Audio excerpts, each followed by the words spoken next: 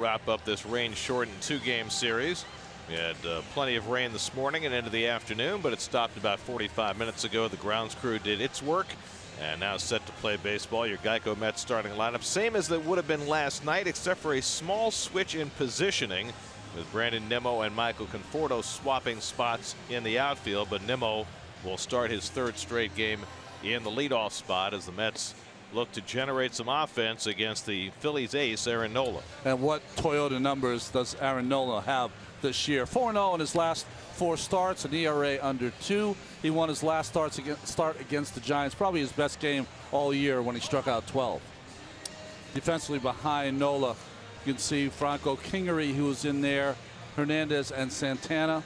Alfaro's done a nice job behind the plate, and in the outfield, not a lot of range, but sure-handed with Hoskins, Herrera, and Altera.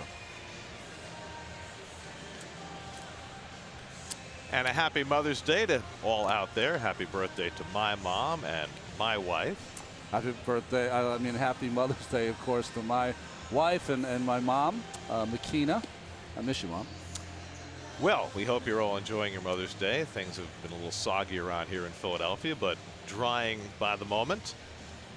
Mets won a thriller on Friday night in the opening game of this series after losing 2 out of 3 in Cincinnati. They wrap up their road trip this afternoon, head home to play the Blue Jays on Tuesday night, and have a chance for a winning road trip after all is said and done if they can win this afternoon. Lots of pink in the ballpark.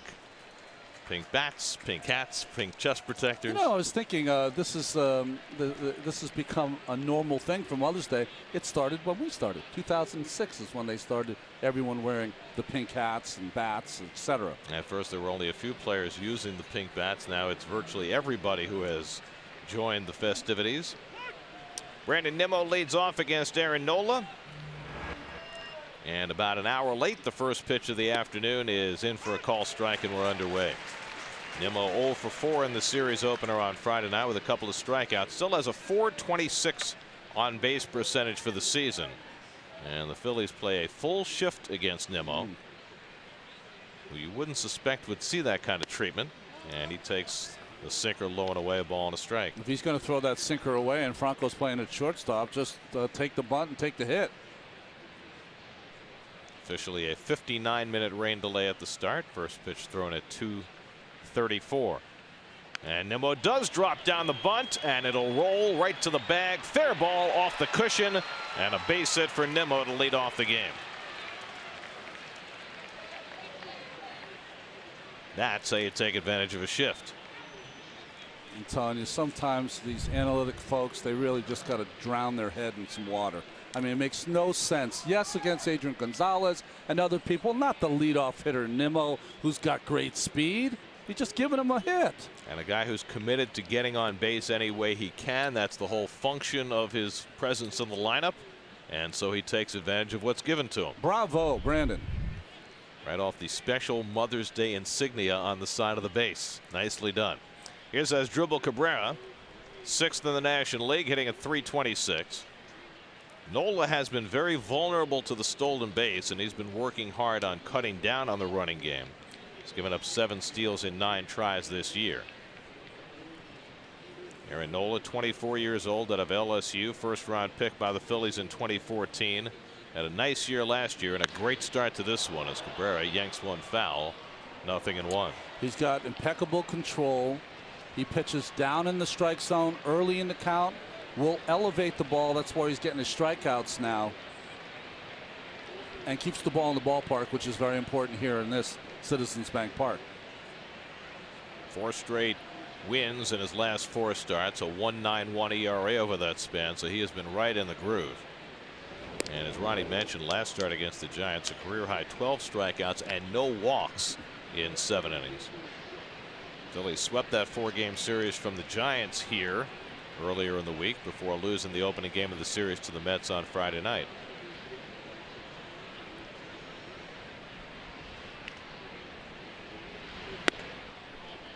And he runs one inside to Cabrera, ball and a strike. Asdrubal struggled in the series in Cincinnati, but broke out nicely on Friday night after a day off on Thursday. 2 for 3 with a double in that Mets victory.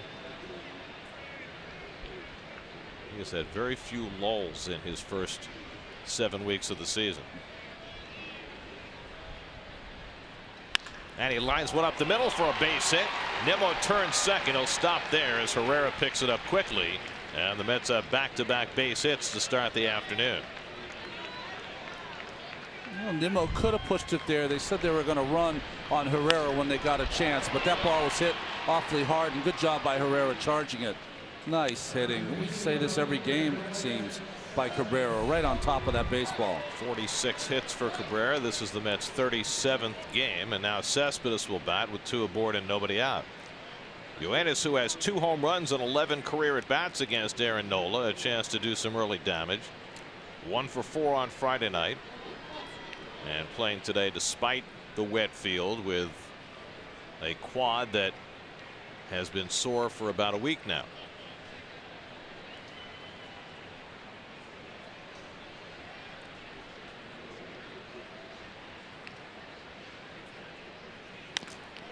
Off the end of the bat, 0-1.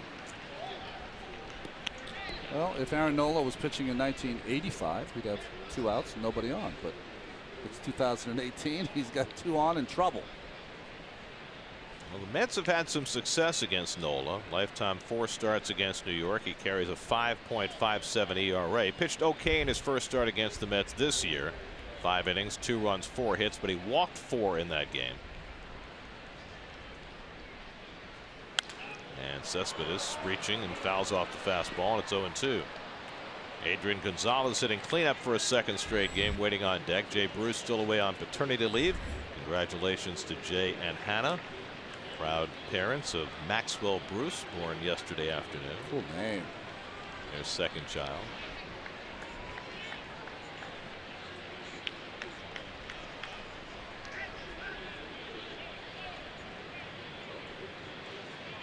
Nola looking for his first out of the day, ahead 0-2. And the curveball strikes out Cespedes for the first out. Well, there's a real art to showing the hitter a ball that looks like a strike and bending it off the plate. And Nola has that art down pat. Cespedes with his 50th strikeout of the season. You can see his swing and miss rate this year up in all categories from a year ago, but especially with 2 strikes. Ooh. So when he's getting behind in the count, he's not finding his way through the at bat. Here's Gonzalez, 1 for 4 Friday night, hitting at .247 for the year. See the release, gets on the side of that ball, does Nola. He's got a little 3/4 delivery, which makes him a little more difficult against the right-handers, and a late break on that breaking ball.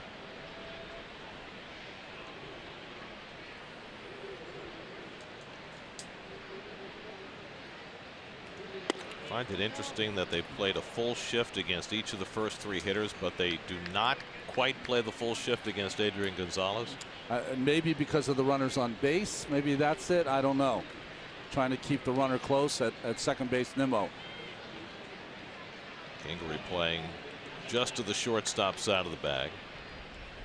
Nola behind 2-0, and Gonzalez whacks one foul, 2-1. I'm still trying to get over that graphic we showed of Cespedes. Trying to figure out what that means, and to me he's just eschewed the 2-strike approach. You know what I mean? He's just has one swing, and that is to go for the downs, and really doesn't concern himself as much this year with the 2-strike approach.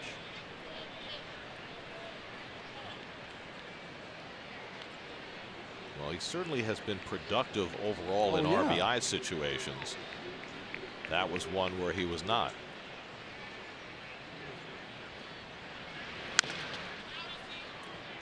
You know, the problem with taking that kind of approach with a guy like Cespedes, who is a good hitter. He's not only a power slugger, he's an overall great hitter.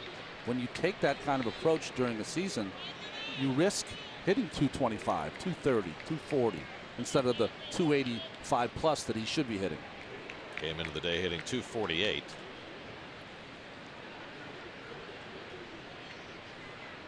Wilmer Flores waits on deck. Nimmo and Cabrera with back-to-back base hits to start the game. 2-2 coming to Gonzalez, and Nola misses away, full count.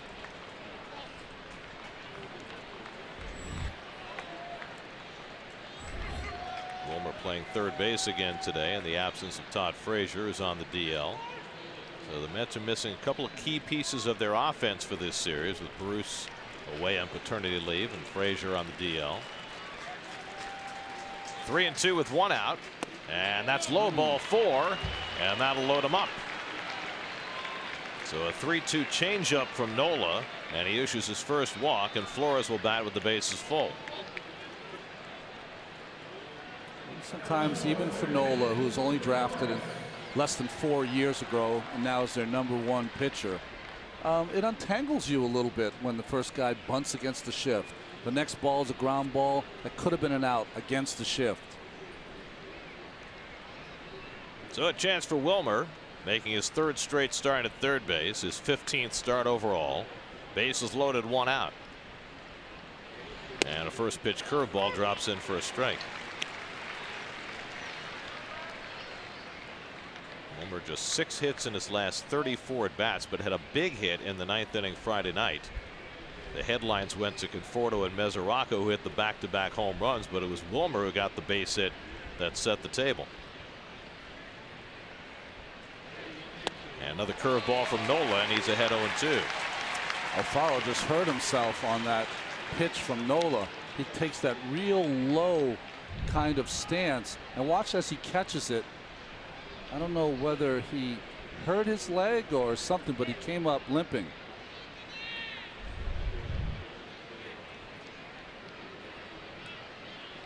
Gives the thumbs up to the dugout. No need for a trainer. It's a catcher.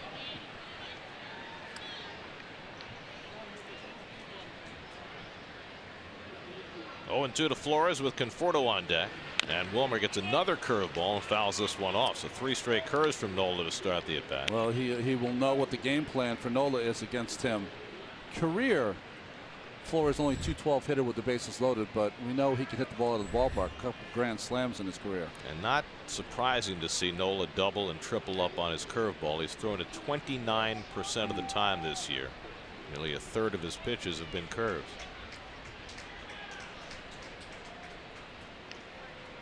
Again on 0-2, and he throws the fastball by him. Strike 3. 2 out.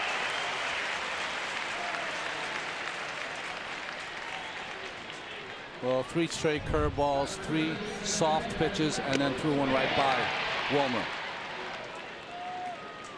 Center cut. So Nola trying to slog his way through this opening inning. 2 hits and a walk.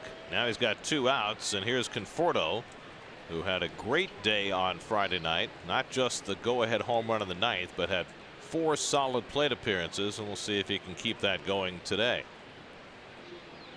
And he takes a first pitch fastball at the knees for a strike. Michael's now 5 for 16 on the road trip with a couple of home runs, so pointing in the right direction after a very difficult stretch.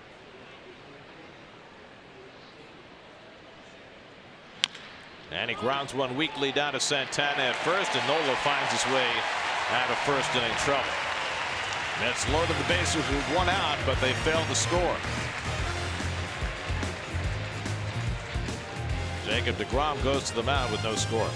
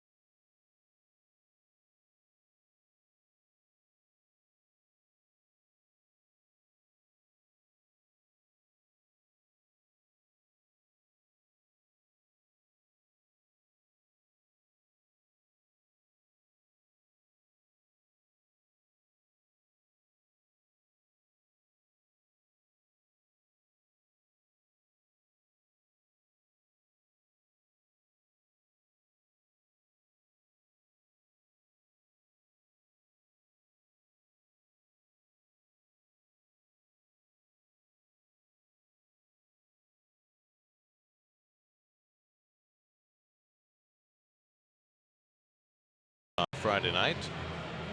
Carlos Santana has been driving in a lot of runs lately. Odubel Herrera's gotten on base in 40 straight games. Phillies had won 4 straight before the Mets beat him Friday night. The Land Rover above and beyond numbers for Jacob deGrom. He is one of the few pitchers who likes pitching here at Citizens Bank Park. His last 3 starts, 2-0 with an ERA under 1, including a complete game shutout. There's only 1. That first pitch missed and hit the home plate umpire Jim Reynolds right in the arm. Wow. Mesoraco's first taste of a deGrom fastball. You see the umpiring crew, Jim Reynolds, who was not supposed to be behind the plate last night, but they rotated him in. Bad place to be on that first pitch. Call strike to Hernandez, 1-1.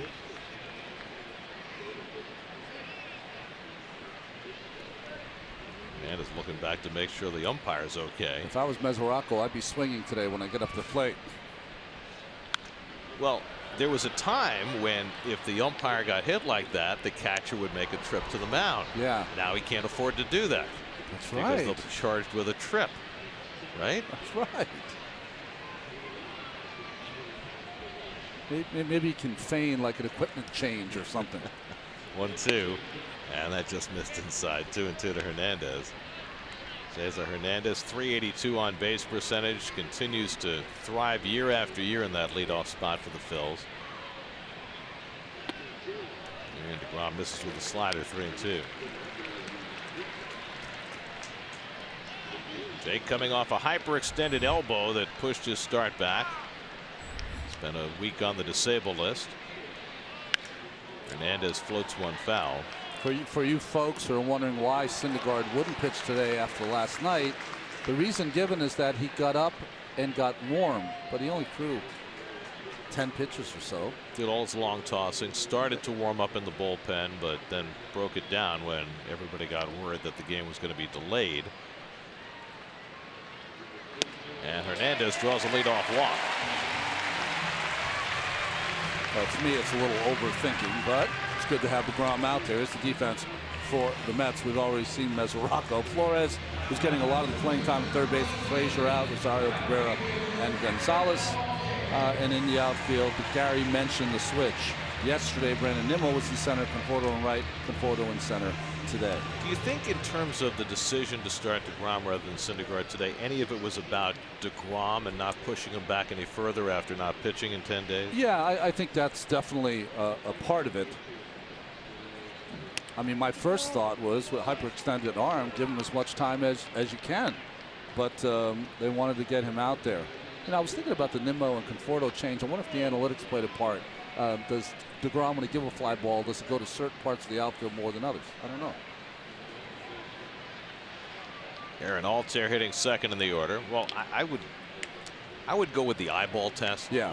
I mean, watching Conforto play center field, watching Nimmo to play center field, I think the Mets, are trying to get a handle on it. Yeah. And I think Conforto has passed that test a little better than Nimmo has. Absolutely.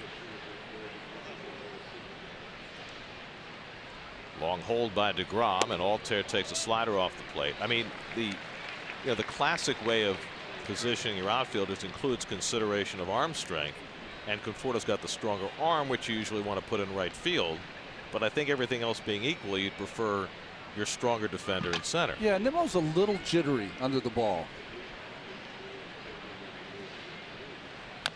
And this whole thing, of course, is tremendously ironic when you think about the initial scouting reports on Michael Conforto, which that his defense was substandard, which has turned out to be completely the opposite of the fact. I mean, it wasn't only the Mets' fault. His college team even DH'd him. What were they thinking?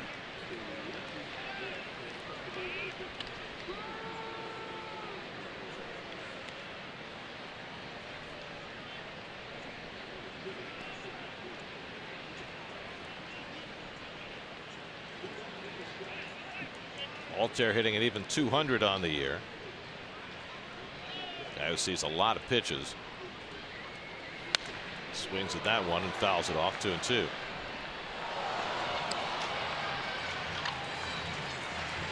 It's funny when we watch, if you want to take a peek folks, at Devin Mesoraco, because every catcher does it a little different. He puts out the target, but as soon as the pitcher's about to deliver it, he kind of drops his hand. I'd rather the catcher not give me the target until I'm about to throw, then pop it out there. So he pops it, and then he'll just drop his hand. And that one goes to the backstop, and that'll move Hernandez down to second.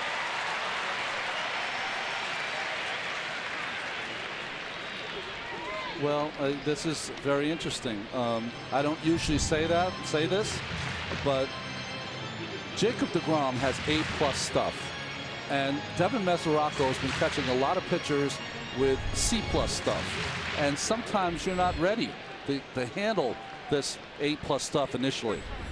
He's going to have to snap to it. Well, that's two that he hasn't caught already today. This one goes as a pass ball, moving Hernandez to second. Meanwhile, deGrom has his second straight full count to start the game. And Altair bounces one foul. Interesting choice. The 3-2 changeup to Altair there.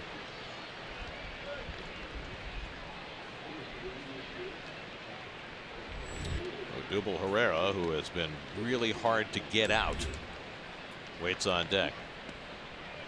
Like most good pitchers, Nola and deGrom are included in that list.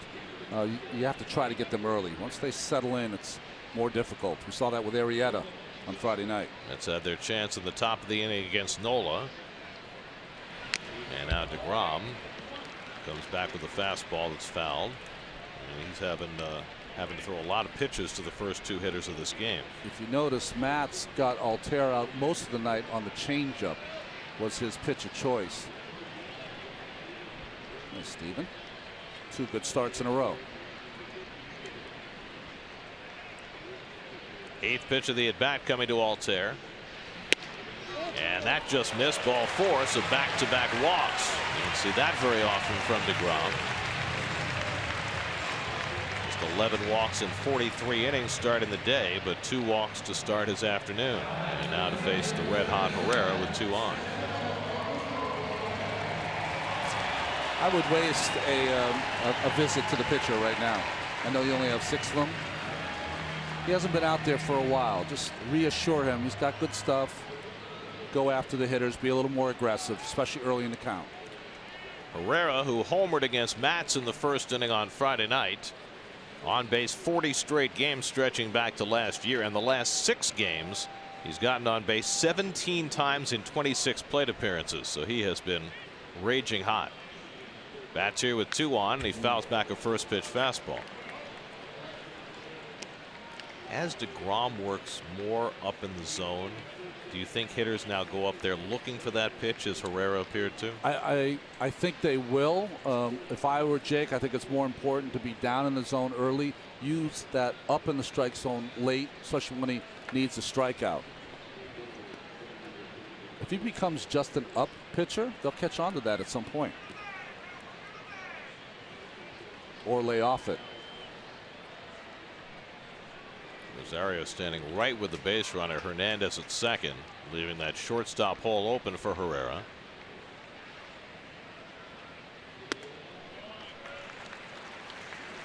Herrera leading the major leagues in batting average coming into the day at .360. He's become a much more patient hitter than he was the last couple of years. So true. He had a hole, or he has a hole, right at the waist level for the fastball inside, and then you peel a slider down and in on his back foot. That's where his holes were.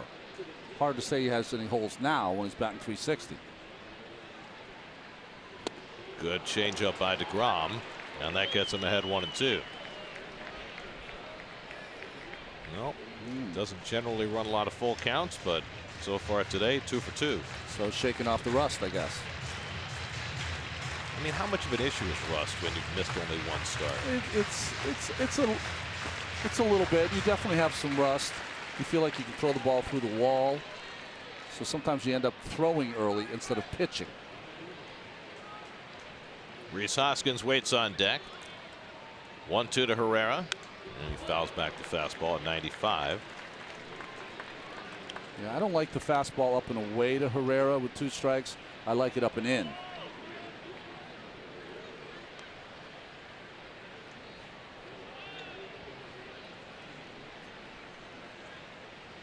Third batter of the game, still nobody out, and deGrom about to throw his 20th pitch.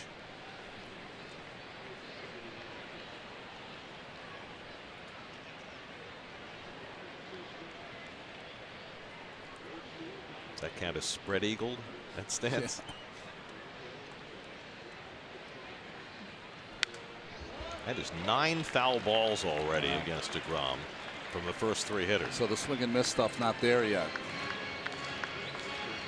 Herrera, when he takes his stance, it's almost like, okay, take your stance, and now we'll draw the box around you. Because we want to make sure it's big enough to encompass your stance. Well, he's almost out of the back of the box, and he's almost out of the side of the box. Doesn't look very comfortable. He's comfortable once the pitch is on its way. On the side of that foot. 1-2 coming, and the curveball lifted down the left field line, and that'll go foul out of play. Real boisterous crowd here this afternoon after the hour rain delay. Mets soundly booed when they were mentioned before the game. Isn't that always the case here? You know, the last couple of years, the crowds have not been what they used to be when we used to come here and it was sold out every game. But so now the Phillies are better again. They are. 22-16 coming into the day, just a game out of first place. So some of the enthusiasm has returned here. Another long slog of an at bat for deGrom. His 7th pitch coming to Herrera. And that one's in the dirt, stopped by Mesoraco, and it's 2-2. That's the pitch, Gary, you were talking about, that he used to swing through almost all the time, that he is now taking. I mean, it's on its side, spikes exposed, and the huge leg kick. So much going on, but it all works, especially now.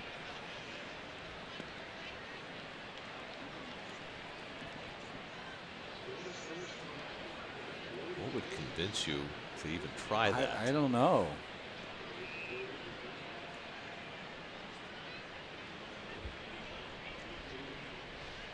Now Mesoraco sets up inside. And Herrera takes a seat. And deGrom has run his 3rd straight full count. Well, up and in. Certainly not trying to knock him down. He was trying to get the strikeout, but Herrera goes down anyway. This has been a very unusual beginning for deGrom. Yeah. Unable to put hitters away. 3 straight full counts. He's already walked the first 2. Hernandez at second, Altair at first. And now a 9th pitch coming to Herrera.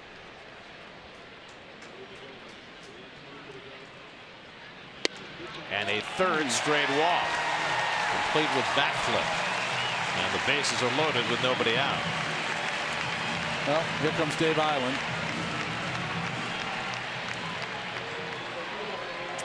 You know, it's obvious if you look at the gun, you know that he's throwing like he usually does, hard enough. He's not showing any arm problems from the hyperextended elbow. But you would wonder about command issues as the result of that elbow. You know, I was lucky enough that I never ever missed the start when I was a Mets pitcher. But I know guys who did. And what you do is, you know, when you're in the bullpen, you feel like you're throwing 100 miles an hour. So you come out ready for bear to strike out everybody, and you forget about pitching and command. You concentrate on just trying to throw hard. So Herrera reaches base for a 41st straight game, and the table fully set for Rhys Hoskins. Hoskins has been in a slump, but he did get on base twice in the game on Friday night with a walk and a hit by pitch. 3 straight walks issued by deGrom to start this first inning, and now Hoskins with the bases loaded and nobody out.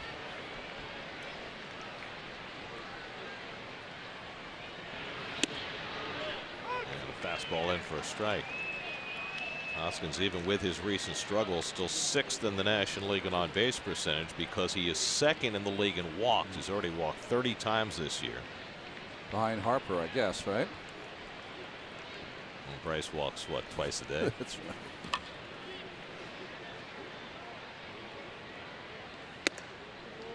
Ooh, could have called that a strike. Justin Reynolds chose not to. I mean, you want a strikeout here if you're a pitcher, but the first thing you want, if you get it, would be a comebacker. Start that 1-2-3 double play.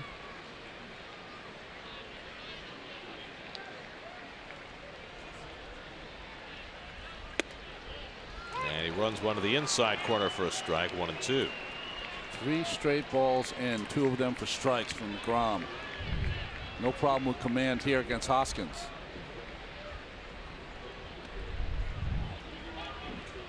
Carlos Santana waits to hit next.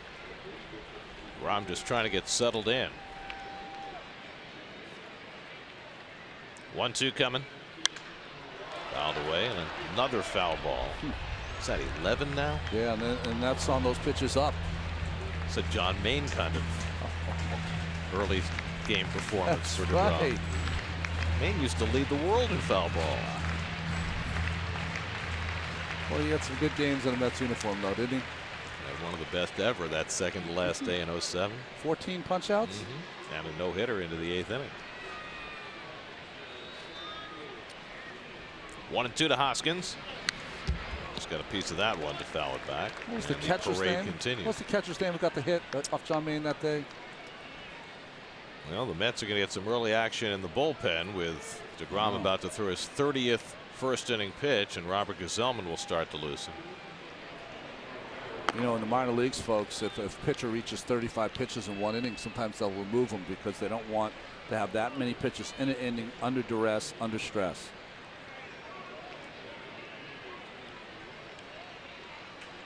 Again, the 1-2. And a foul tip held by Mesoraco, and deGrom finally has that elusive first out. All fastballs to Hoskins. Finally gets one by him.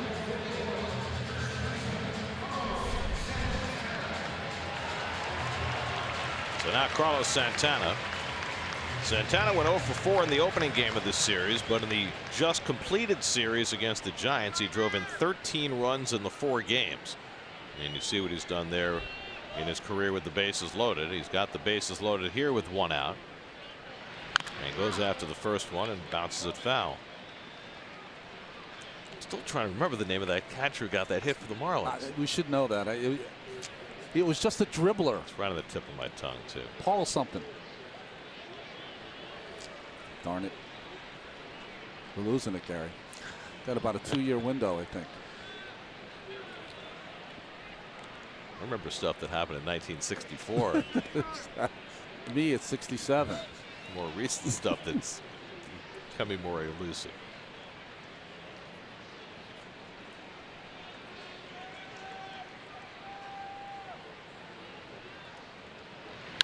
Santana pops it up. That'll head toward the seats and go out of play. This Rocco never moved. That ball was not out of play by that much. Paul Hoover. Thanks, truck. Eddie Warman looking it up for us in the truck. It's like my kids. They look it up and they tell me the answer like they got the answer. Like they know it. We're from the generation where we're inclined to give credit. 0-2 to Santana. And he pops one foul. That'll go out of play. And the foul ball parade continues. There's going to be a souvenir for every fan by the time this inning's over. Phillies, despite losing the opening game of the series, still have the best record in the National League since their 1-4 start, which the Mets contributed to. Mets swept a rain, actually it was a snow-shortened 2-game series against the Phillies at Citi Field, and trying to do it again today. deGrom ahead 0-2 on Santana, and he hooks one foul. Hey, Truck, give me a shot of the infield for a second. The original shift they had Rosario on the right side of second base. I don't like that shift. Now they're moving him back over behind second base. You know why? Because the ball to his left that he's apt to go for, you can't turn 2.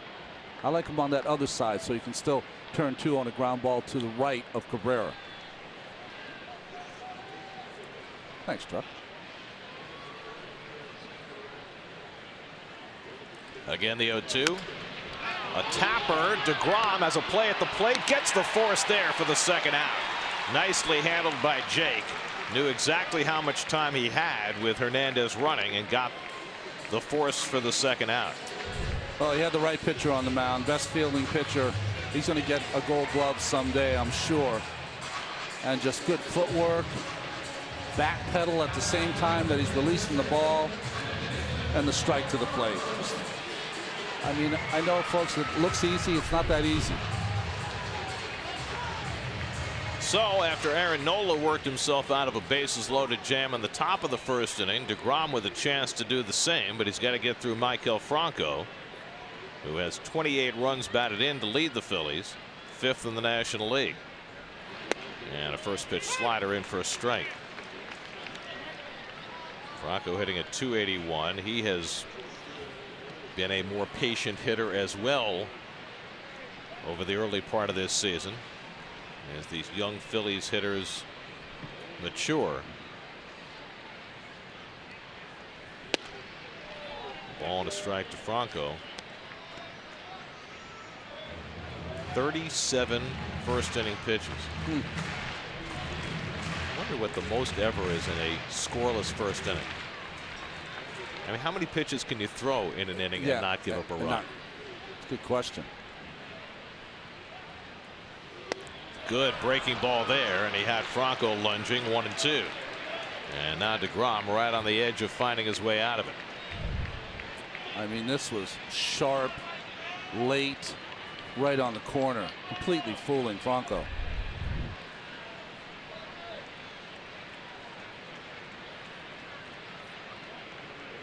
Fastball in, then back to the slider if he doesn't get the call.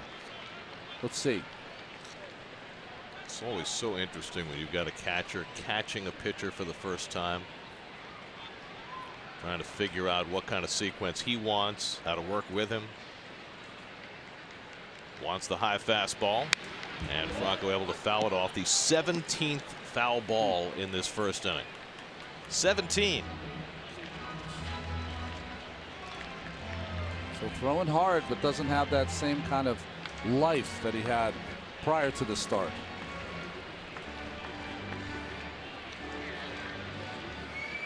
He does okay though with his back against the wall, doesn't he? Oh man. 40th pitch of the inning, and Franco lays off the slider, and it's 2-2. I wouldn't play deGrom for money in ping pong. Whatever game you pick. Tiddlywink? Oh. Uno? All of them. Hernandez at third, Herrera at second, or Altair at third, Herrera at second, Santana at first, and another slider off the plate, and now it's 3-2 to Franco. The 4th full count of the inning. So he never did go to that fastball in to set up the slider, and now it's got to a full count. So now the merry-go-round will be in motion. deGrom gearing up for his 42nd pitch of the inning. And Franco taps one weakly foul. He swung at ball 4. So deGrom got a bit of a break there, as Franco, for the second time in his at bat, went off the plate for a slider. You know, it gets frustrating for a pitcher when you make your pitch and the pitcher's just able, the hitter, sorry, is just able to foul it off. It means you have to do it again. Umpire needs more baseballs.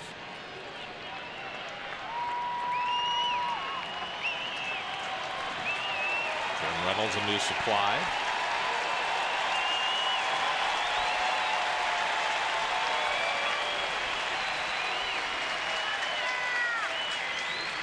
Again, the 3-2. And again, a foul ball. That's 19 foul balls in the inning.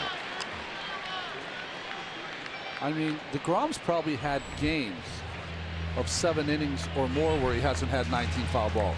I mean, 25 foul balls in a game is a lot. Yeah. 19 in an inning is extraordinary.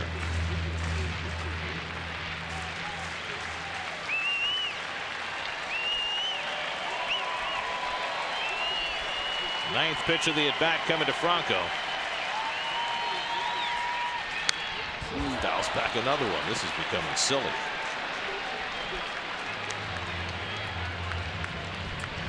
If he loses Franco, is there any chance that Callaway goes and gets him?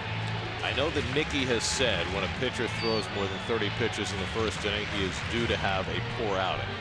Now, whether that translates to pulling a pitcher in the first inning, I don't know. About to throw his 45th pitch.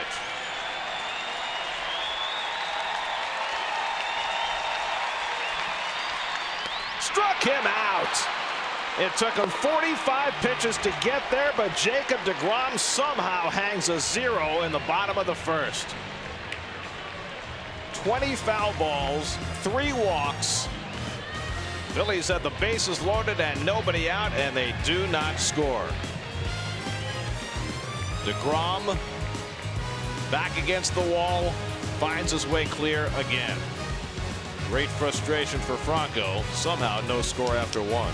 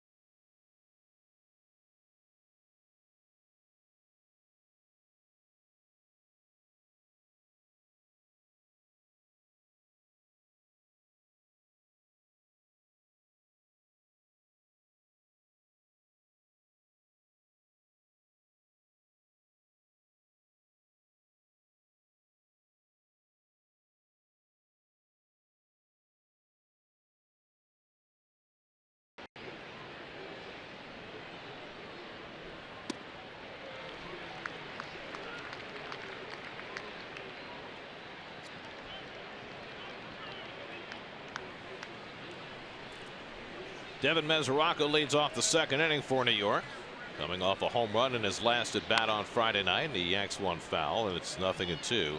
We were talking between innings, Ronnie. Neither one of us, I don't think, has ever seen an inning like what just transpired. Hey, listen, I told you many times I led the league in walks. I've never seen an inning, had an inning, broadcast an inning where a guy's had that many base runners, so many things have happened, foul balls, and did not give up a run. I mean, 45 pitch innings we've seen before. Oh, yeah. 45 pitch scoreless innings, I'm not sure if we have. And 20 foul balls against a pitcher in an inning, I'm almost certain we've never seen. That usually ends up with a 5 spot in the first inning. That's what usually happens. Well, now the question is, what do you get from deGrom going forward after that 45 pitch first inning? 0-2 to Mesoraco, and the curveball from Nola off the plate, 1-2. I mean, Nola had a rough enough time of his own in the first inning with a bunt hit, a single up the middle, and a walk, but he found his way out of the bases loaded jam. And look, Luis Guillorme is on deck to bat for deGrom, so looks like Jake is going to come out after just 1 inning. Yeah. As Rocco gets jammed and pops one up, Santana into foul ground, and that's the first out. So deGrom coming back after 10 days on the sidelines with a hyperextended elbow has a first inning that I don't think any of us has ever seen before, and after 45 pitches in 1 inning, deGrom is not going to pitch anymore today. Wow. So he wanted to be a big league manager and make big decisions. Whew. Well, I told you what Mickey had said about pitchers throwing that many pitches in the first inning and how he felt as though they were compromised then for the rest of the game. So clearly he is he's acting on his belief there. As Luis Guillorme takes his first major league at bat. He made his major league debut Friday night as a pinch runner and scored a run. I personally would not want to talk to the pitching coach, the catcher, or anybody. I'd be irate. But I understand in today's game, I do. You also wonder coming into today whether they had some kind of nebulous number in their mind about pitches that he would throw coming back from the elbow issue. I wouldn't have been surprised if it was a kind of a 5-inning effort today. Guillorme, shallow center field. In comes Herrera. It drops, and Luis Guillorme has a base hit in his first big league at bat. Get that baseball and put it away. So congratulations to Luis Guillorme, known more for his glove than for his bat. Scored a run before he ever had a big league at bat, and now he's got a base hit as well. And that ball will have a little bit of dirt on it from the soggy warning track, but it'll still make a fine souvenir. Just off the end of the bat, a little changeup from Nola. But someday he'll say, I got my first hit because I hit for, remember Jacob deGrom, the great pitcher for the Mets? Well, he had a tough first inning, 45 pitches, and they hit me in the second inning.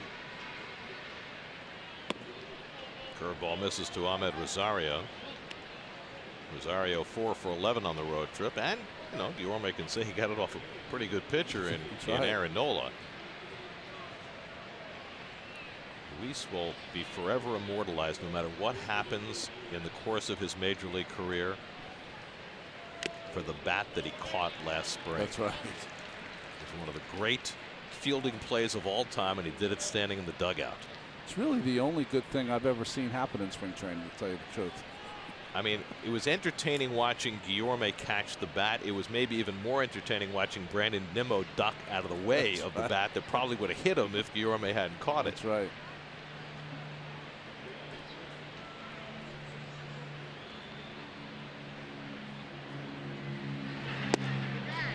Change up by Nola, 1-2. Well, here's that play from last year. Oh, we're so good. We can come up with it that quickly. Like he had done it 100 times before. That was the best part. I love that he threw it right back at the hitter. I mean, completely unfazed by the whole thing as Nimmo goes diving right into the path of the bat, and somehow Guillorme just plucked it. No big deal. Do you know when he flipped it back to flip it back to the hitter, he almost hit T.J. Rivera with it when he went back.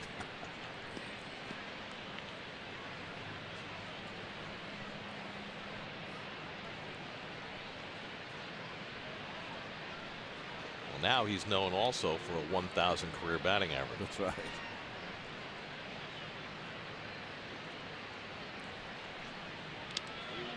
Tied with the Pittsburgh Pirates pitching coach. Yeah, Ray Searage hit 1,000 as a Met. Dave Liddell hit 1,000 as a Met. Searage, though, has everybody because he not only hit 1,000, but his winning percentage was 1,000 as well. Oh, geez. Little dribbler by Rosario, popping out to get it. Alfaro has that strong arm and makes the play for the second out. He's got probably as strong an arm as anybody in the game. He's got strong arm. He's very quick, and he runs well too for a big catcher.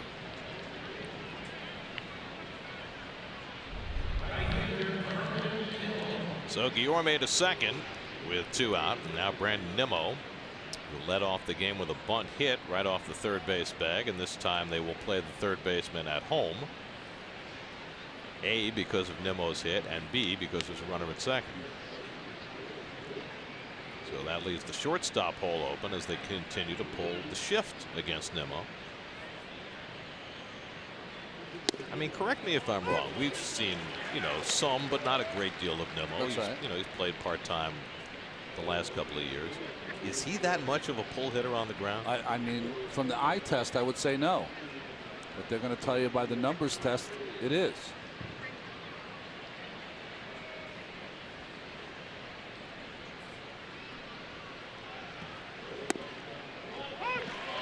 Change up in for a strike, and it's 0-2. So with the shift, he's throwing a breaking ball and a changeup to get to 0-2. Problem with this is that Nola is a good fastball away pitcher. Great sinking action.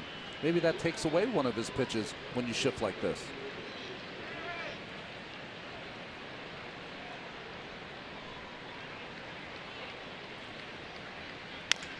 And Nimmo does pull it on the ground. Santana handles it. Nola covers, and the inning's over. Luis Guillorme picks up his first big league hit, but still no score in Philly.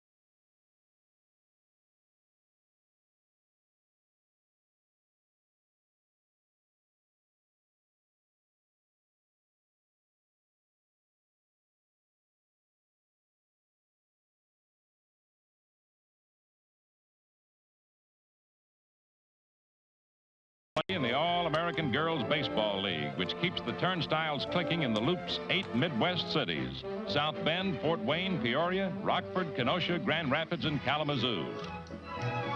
Look close, folks. This is not softball, but real Major League type baseball, and managed by former Major League stars such as Jimmy Fox. Jimmy Fox, known in the movie as Jimmy Dugan. That's right. Tom Hanks.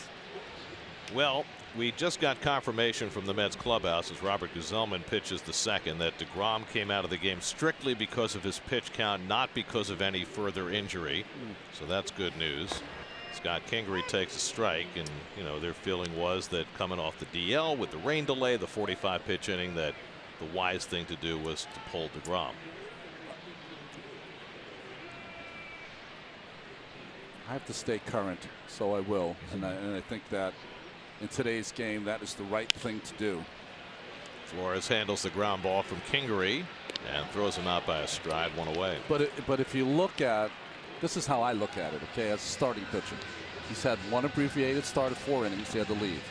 Then he's on the DL. He misses another start. This is a wasted start of 1 inning.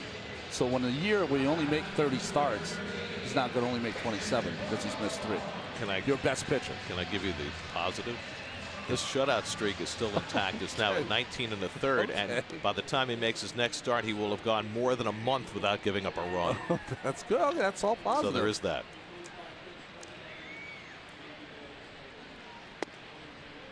Jorge Alfaro, 1 for 3 in this series. By the way, the 45 pitch is the most deGrom's ever thrown in an inning. The most he had ever thrown before was 37. That came in his rookie year against the Braves. And the 1 inning stint is now the shortest outing of his career. Meanwhile, Gsellman throwing a nasty sinker to Alfaro, and it's 0-2. Robert last pitched Wednesday in Cincinnati, 6 up and 6 down in just 17 pitches in that outing.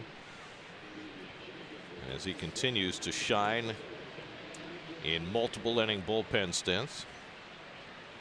I was thinking the only other inning this year that I remember Jacob having to work as hard as he did this inning was the one in Washington. Remember when he got through the 6th inning with a strikeout of Turner to end that bases loaded inning? Kendrick lined out the shortstop. Line out to short. That's what I remember about that. Yep.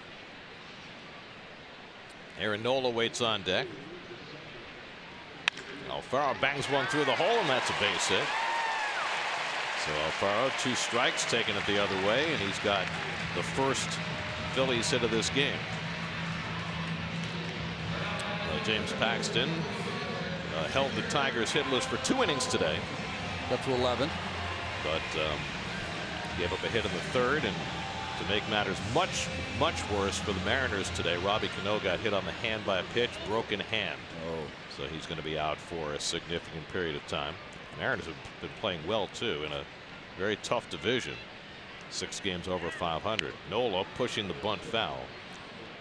Nola not a very good hitter. 8 for 116 in his career.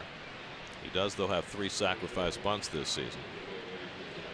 His older brother Austin, that's right, who played with him at LSU, was an infielder now turned catcher in the Marlins organization. We saw him this spring.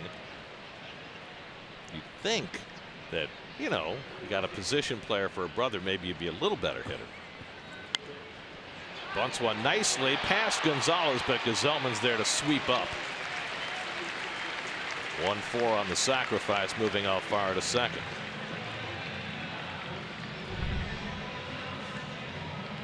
Well, eyes on the baseball. Nice job by Nola pushing it. Had a little speed on it and just perfectly placed. If that had been right to Gonzalez, he probably could have got the out at second base, but perfectly placed between Gazelman and Gonzalez. By the way, you mentioned deGrom and his athletic ability as a fielder. Gazelman has that same kind of athletic presence out there. Not as much of a body of work as a fielder. Alfaro at second with 2 out. Here Cesar Hernandez, and a curveball misses inside, ball 1. I would say Gazelman probably is the best basketball player on the staff. Yeah, self-proclaimed. He said he's the fastest pitcher by far. See, I think we would have to have a race for that, because deGrom would be in the conversation. I know that Noah thinks he's as fast as Gazelman and deGrom. He would have to prove that, though. And you could never have it happen, because if someone got hurt doing it, someone would get fired. See, back in the old days, you could do that. I used to race everyday players all the time because they used to say they could run fast for me all the time. See, my favorite one was when the Braves had Sid Bream and Damon Berryhill, who were like 2 of the slowest guys in baseball. They had them have a race. That was entertaining. Good changeup by Gazelman, and it's 2-1 to Hernandez, who walked his first time up. Of course, Bream, though, scored one of the most famous runs in Braves history, despite not being fast. And just getting there, too, didn't he? 92 League Championship Series, 7th game. Game-winning run on the Francisco Cabrera hit. Zelman with back-to-back changeups falls behind Hernandez, 3-1. Another player like Santana. There's Altera on deck. Hernandez has the pine tar on his shoulder where he rests his bat.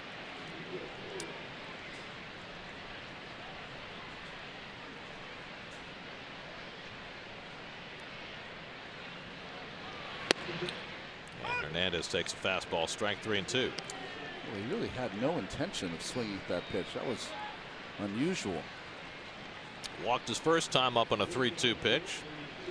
One of 3 straight walks deGrom gave up before he was able to settle in and get 3 outs. And Hernandez has walked again. That's how you have a 382 on base. So 2 on and 2 out, and Aaron Altera will come up. So let's see, 45 pitches for deGrom in the first, 14 more for Gazelman in the second. This will be the 60th pitch thrown by a Met. As Altera, who walked his first time up, settles in.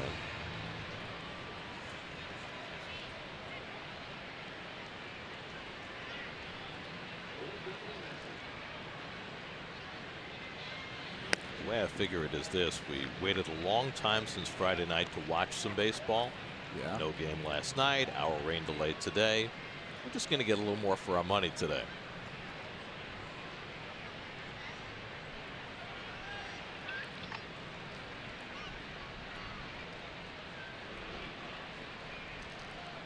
Two on and 2 out, and Gazelman stepping off. Do you have any tips for later driving to the tri-state area from Philadelphia? That could be an issue.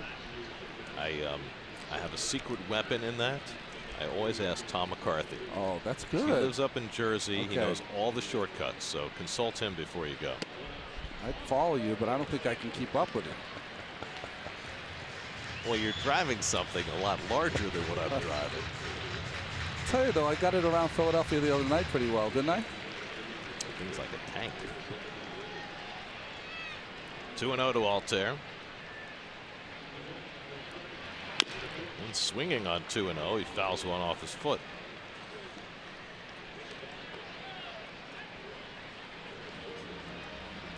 Altair had his mom out here today on the field. Nice. Celebrating Mother's Day. You know, when mom sees you foul a ball off your foot, she winces. She wants to come down on the field and help. You remember what that was like. Take care of your boo-boo, right? Right. That never changes, you know, just because you're a big leaguer. That's right.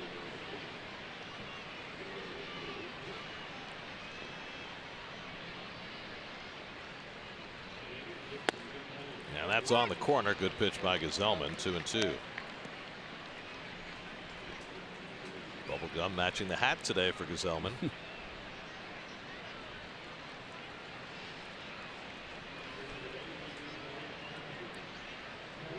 2 on, 2 out, 2-2 to Altair.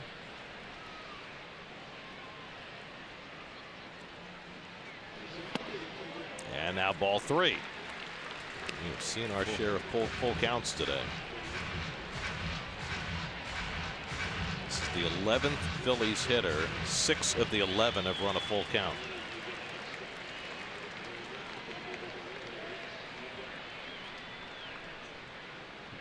Alfaro and Hernandez will take off, and Altair bounces one for Flores to handle. Wilmer's wide throw, good footwork by Gonzalez, and they get Altair to end the inning. Phillies leave 2 in the top of the second, as Dribble Cabrera will get his second turn at bat to lead off for the Mets in the third. No score in Philly.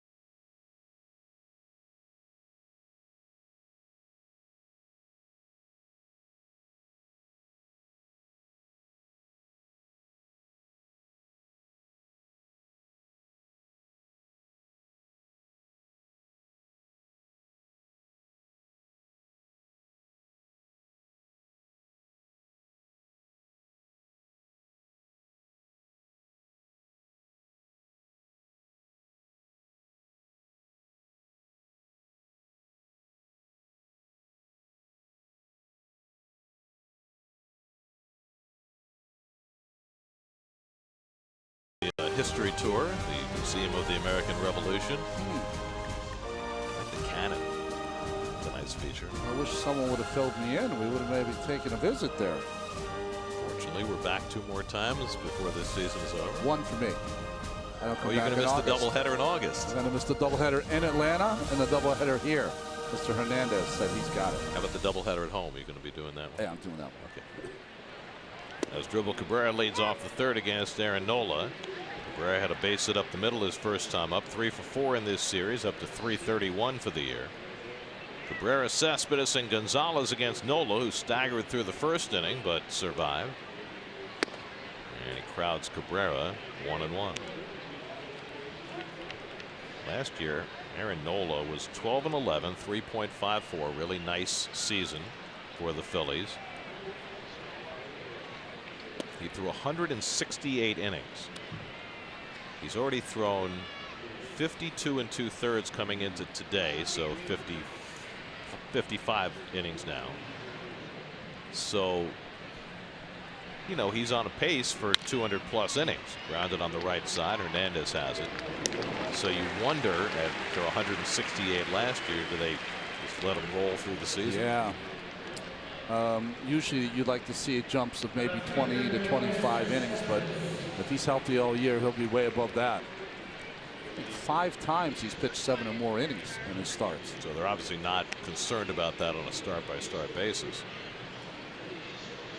Nola was the opening day starter for the Phillies this year at age 24, the youngest opening day starter for the Phillies since Dennis Bennett in 1964.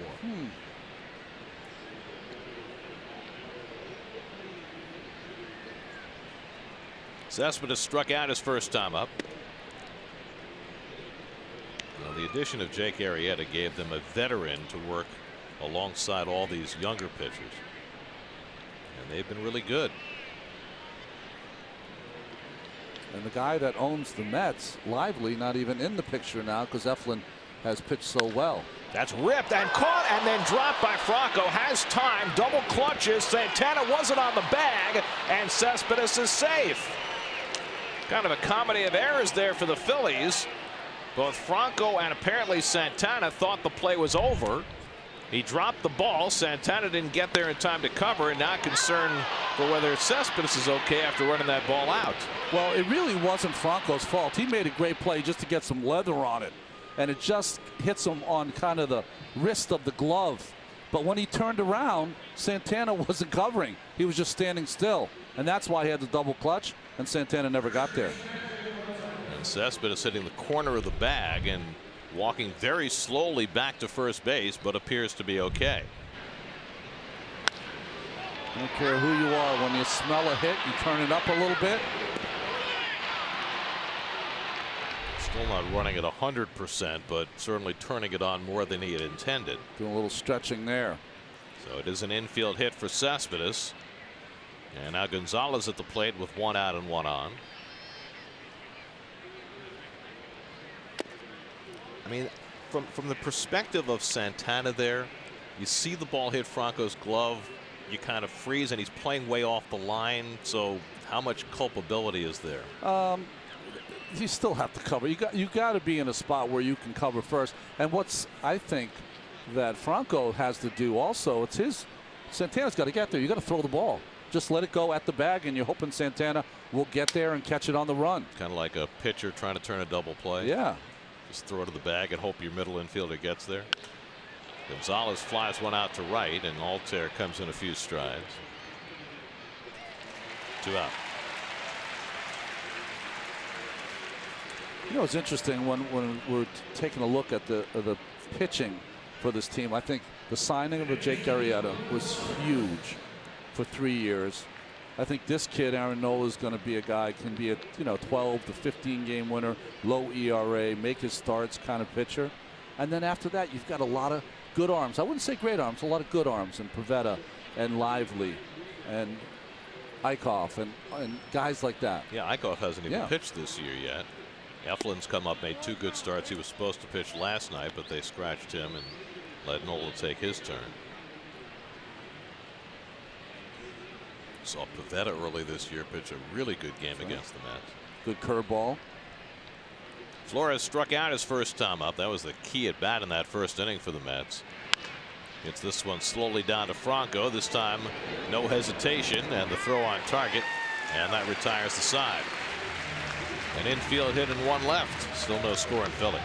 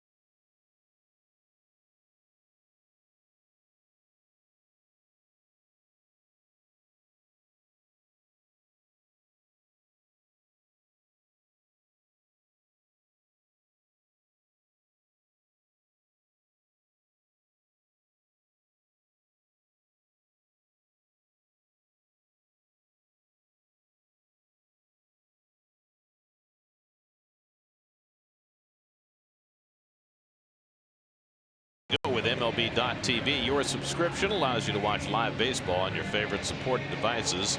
Blackout and other restrictions apply. Visit MLB.TV for details. Well, it's been an eventful 2.5 innings, but there's no score as we go to the bottom of the third. Robert Gsellman, who came on in the second, gave up a hit and a walk. Faces Odubel Herrera leading off in the third. Herrera walked against deGrom in that laborious first inning. If you're just joining us, Jacob deGrom made his first start in 11 days. Walked the first 3 hitters, got through the first inning without allowing a run, but threw 45 pitches in the process and was pulled after that 1 inning because of that pitch count. And so Gsellman working in long relief, and we'll see how long the Mets ask him to go.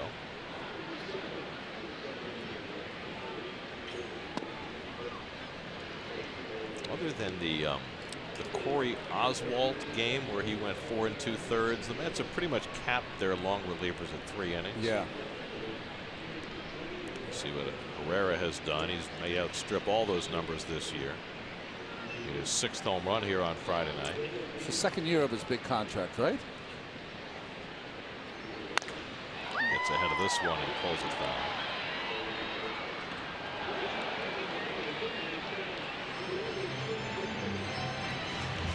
Came over from Texas. Herrera did as a Rule 5 pick. He's been an infielder in the Texas organization. The Phillies moved him to the outfield, and there have been substantial growing pains along the way over the last 3 or 4 years. But he's gotten better. He's definitely a better outfielder than he was day one. But there have been, other issues as well. Of course, he's had to be sat down a few times for effort issues. As he goes after a slider and misses for strike 3. First strikeout for Gsellman. And quite. So he's got all the weight on his front foot, and then he gets it to his back foot with the leg kick, and then the transfer again when he pulls the trigger. Just a lot of movement. So when you're going good, it looks fine. But when you get in the slump, it's a lot of moving parts. Here's Rhys Hoskins, who struck out his first time up.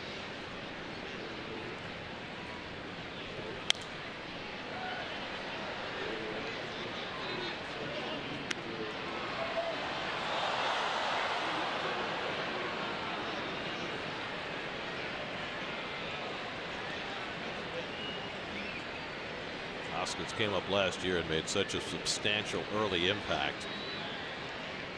18 home runs in just 50 games. Read today that not only did that happen, but in very short order, as a rookie, he became the Phillies player representative. Really? Well, both his folks are lawyers. Oh, okay. His mom passed away a number of years ago. She had always said she was going to be his agent. So now basically he's picking up her mantle by being the Phillies player rep.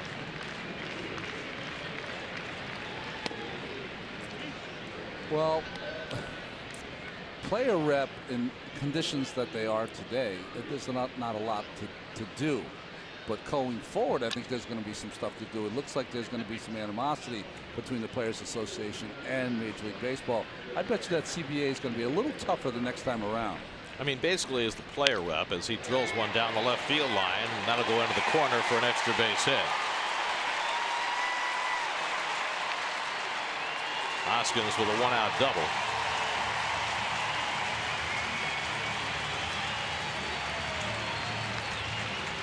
First extra base hit for either side today. A little breaking ball down and in to Hoskins, and he hooks it in the corner. Just keeps it fair. And you see from the side, that leg kick has gotten a lot shorter and more compact to the ball. So now Santana, who hit into the force at the plate in the first inning.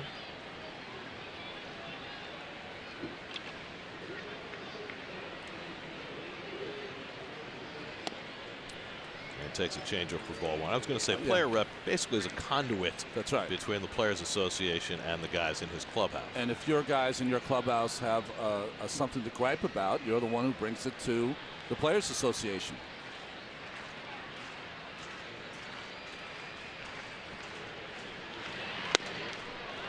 Getaway days should be day games. Oh, that's my gripe. Sorry. Well, they did a little something about that in the last CBA. If you're traveling a certain distance, games have to start a little bit earlier.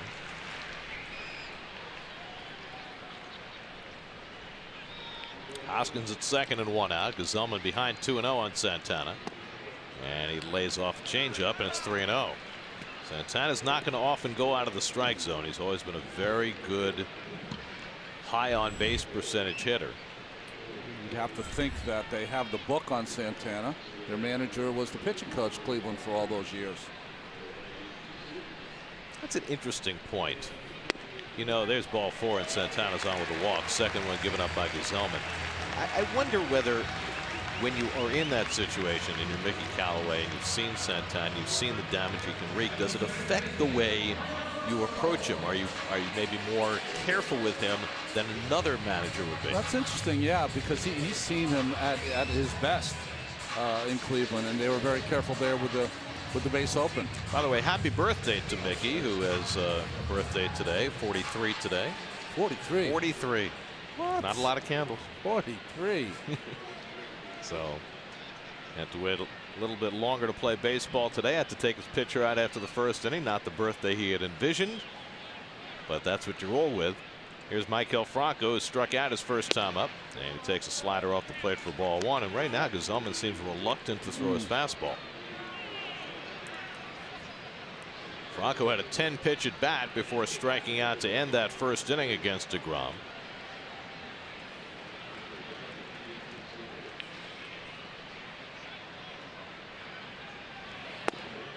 There's a fastball, but it misses, and that's 6 in a row out of the strike zone. The problem in today's game is that they want the pitchers to use their breaking ball more, right?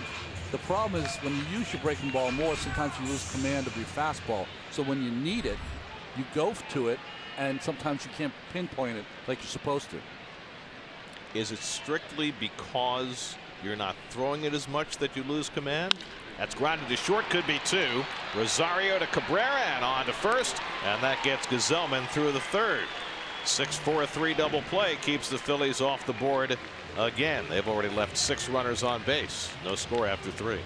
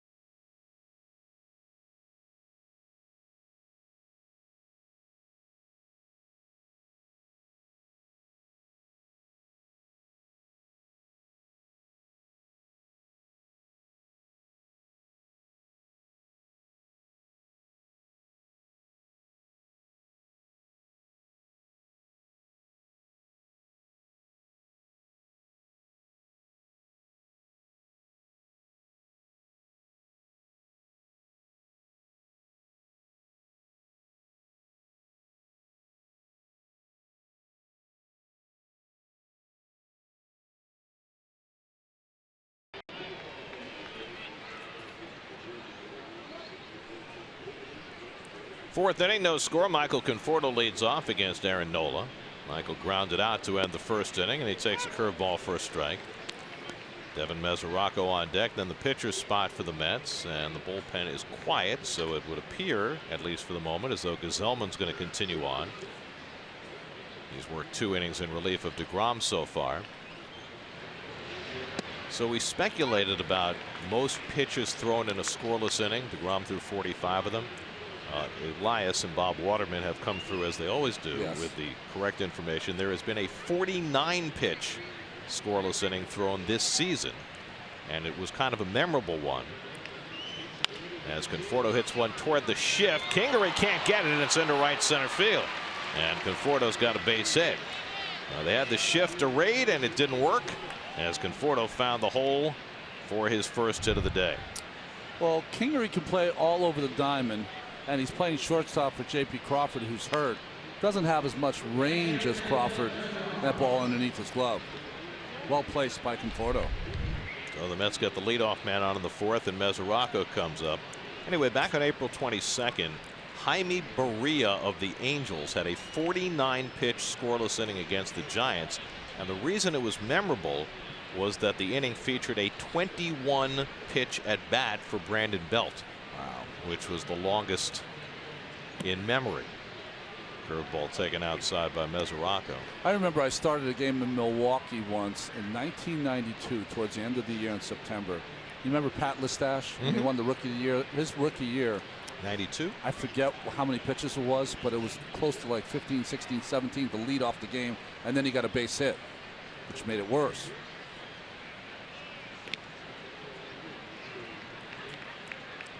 I'm sure that those hitters who had that ability, and I'm thinking when Alex Cora was a Met, he had a couple of at-bats like that where he'd go 14, 15 pitches. That's right. They must drive you crazy. Oh, they drive you nuts. Just put the ball in play. I mean, for deGrom today, it wasn't so much that he was facing a team of Alex Cora's or that kind of thing. It was just that he didn't have his put-away stuff. That's right. They had some good swings at him in that inning. But no hits. No hits. 1-1 to Mesoraco, who fouled out his first time up. Gesellman is on deck to bat for himself.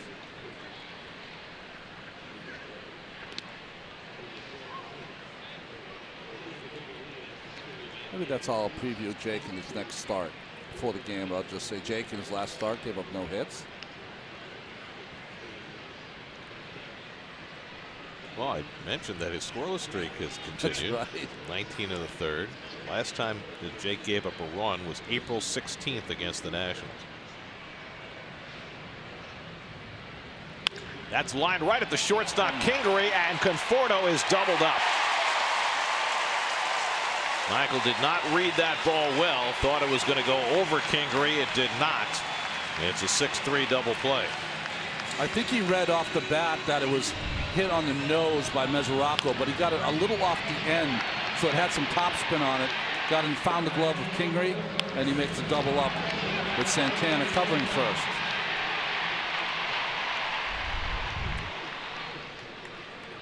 That's why they tell you, line drives, always freeze, make sure the ball goes through.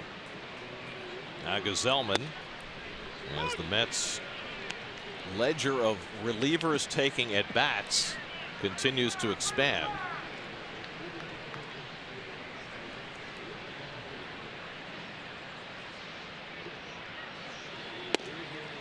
I don't know when it was. I wasn't doing the game. You and Keith were doing it. But it was right after Mickey Callaway had talked about how he'd prefer his pitchers didn't hit. And it was just another at-bat that Paul Sewald was taking. And I texted you during the game like, well, we're going to lead the world in relievers and at-bats. Well, last we checked, the Mets did lead the league, and there's another one. A 9-pitch inning for Aaron Nola as he picks up his 3rd strikeout of the day. No score in the middle of the 4th.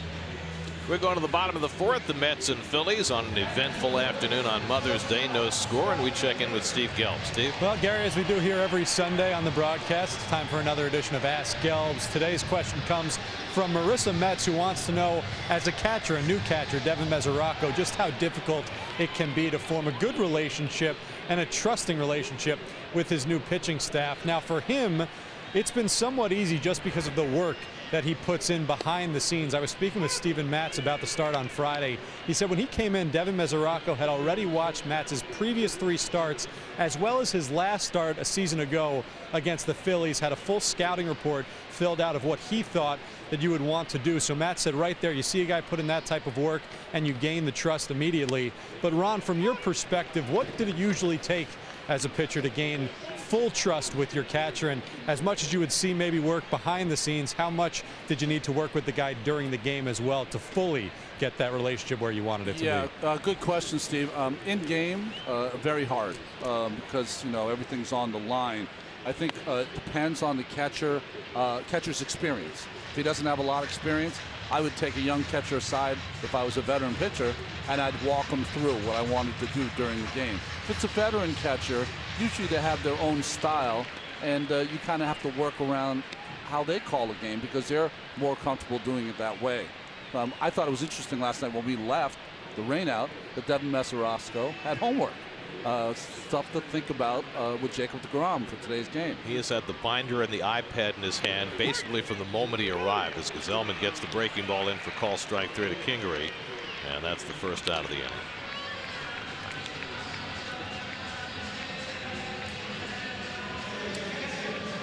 I've pitched to catchers who personally really almost can't stand, don't like, and I pitched well with them.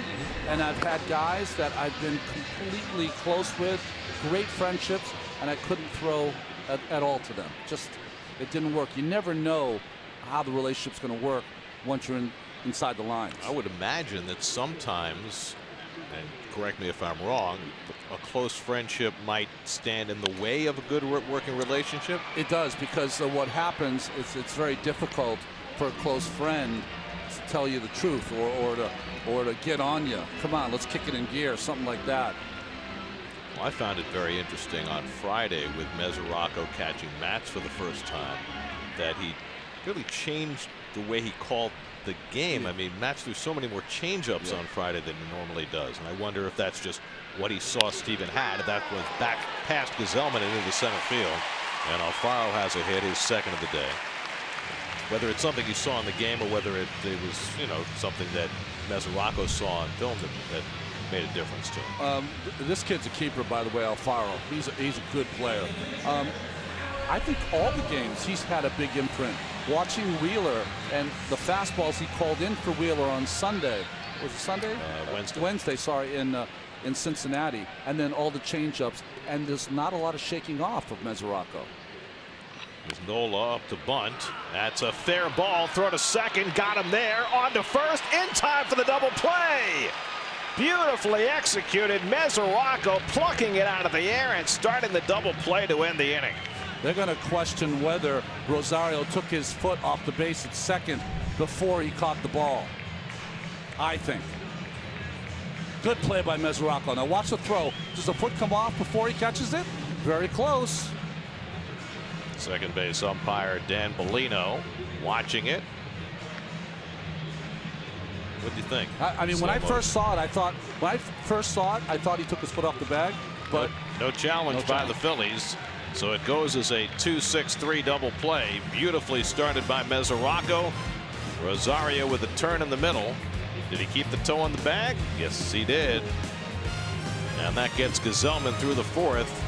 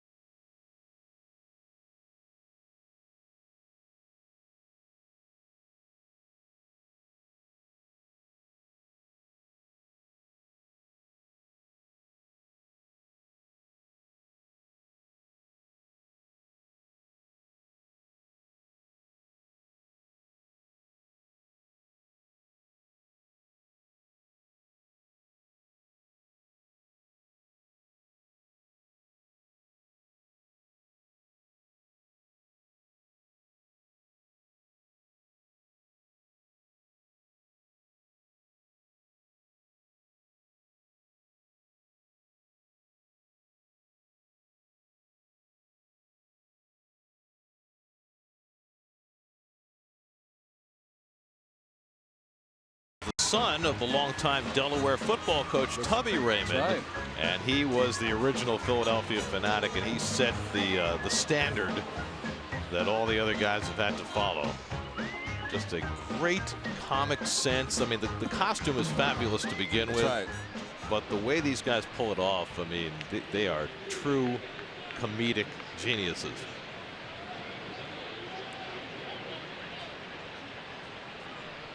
Fifth inning, Ahmed Rosario leads off and takes a strike from Aaron Nola. Well, he's 300 pounds. He's 6'6". He's from the Galapagos Islands, we hear. And of course, his favorite food is cheesesteak. Rocky. Rocky 1, Rocky 2, Rocky 3. 0-2 to Rosario, who was thrown out by the catcher Alfaro his first time up. What's the breakfast meat they serve here? Scrapple. Scrapple. He's got to love scrapple. Can't get it anywhere else. It's unique to Philadelphia. Mummers Parade. That's got to be a fun time. Parade. You don't get that anywhere else. And then there's the Turkey Hill ice cream. I imagine you could get that other places, but it's just not the same as it is here. It's not the same because it's not served by Frank. Yeah. Big Frank in the cafeteria here is just fantastic. Pastime. He's a legend. Yep. Ground ball toward the hole, and Rosario finds his way through for a base hit. And the Mets have a leadoff hit for the second straight inning, and the third time already today. Well, it gets jammed a little bit by this fastball, or maybe a bad slider by Nola. And Kingery was playing him up the middle, so there was a huge hole. So the Mets have their sixth hit against Nola. And now Nimmo, who had the first one, a bunt single to lead off the game. He's 1 for 2. Nola, despite giving up a hit in every inning, has kept his pitch count relatively low. Rosario stole his first base of the year in Cincinnati, something he has been reluctant to do much of. Well, if he doesn't want to run, Nola's got great control. Put a little hit and run on. Try something different. By the way, I understand that when Rosario stole that base in Cincinnati, somebody missed a sign. It was supposed to be hit and run. So they are not giving him a green light. I don't think anybody on this team has a green light right now. They need to get a sign in order to run. It's very different under Terry Collins. The fast guys, they all had green lights. That's right. And Nola's got a good move too. We talked about Arrieta's on Friday night. Aaron Nola's got a good move to first also. Arrieta picked Jose Reyes off in a big spot in that Friday night game.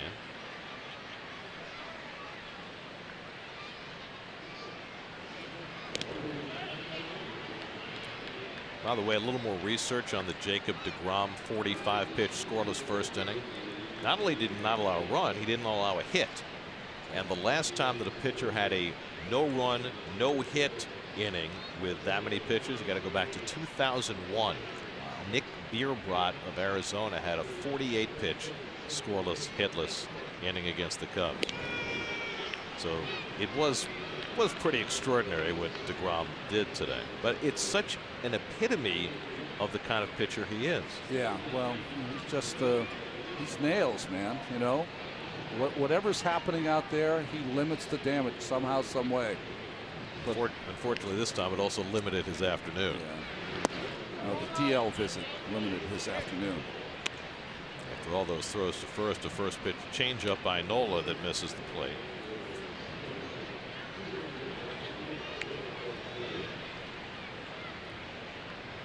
As Drupal Cabrera waits on deck.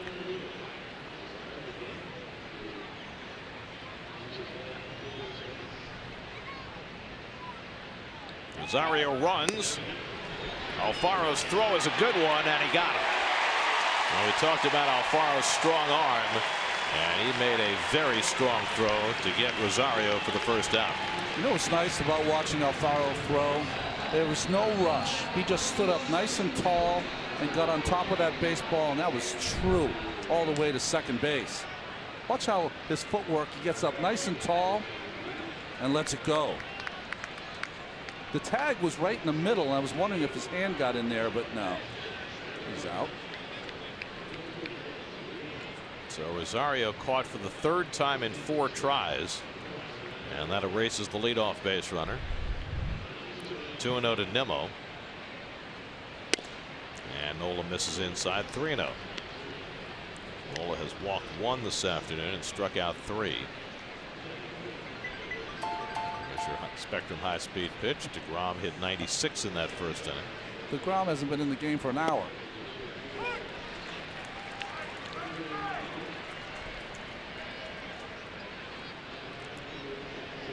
The thing about it is he was in the game for about an hour.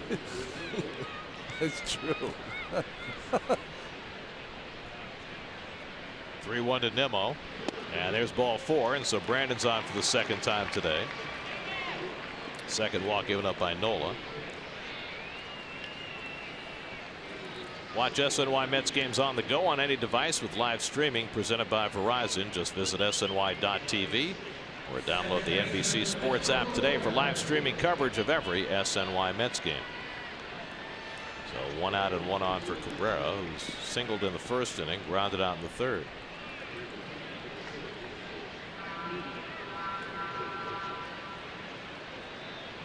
Paul Sewald is continuing to throw in the Mets bullpen after Gesellman has gone 3 innings in relief. First pitch curveball by Nola, 0-1. By the way, we mentioned Gesellman batting in the last inning and the preponderance of at-bats for Mets relievers. That was the 14th plate appearance for a Mets reliever this year. They had 18 all of last year. So in less than a quarter of a season, they have nearly as many as they did all of last season. Now, you know, part of that is the difference in the way the bullpen is structured now. You got all these guys going multiple innings, so it stands to reason that they're going to have more plate appearances. But a number of those plate appearances have come in close games late, where it was really more about having a short bench that forced Mickey Callaway's hand to have a reliever take a plate appearance. Grounded down to first. Santana waiting on it, goes to second, gets the force there. The return with Nola covering in time for the double play. On a slowly hit ball, the Phillies nonetheless turn the 3-6-1 double play to get Nola through the inning. Nice play by Santana getting rid of it, and even better by Nola being there.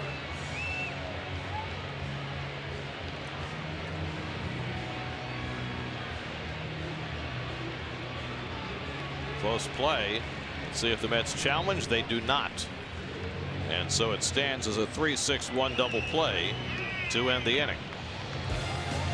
Mets get a hit and a walk, but end up leaving nobody on base. Still no score.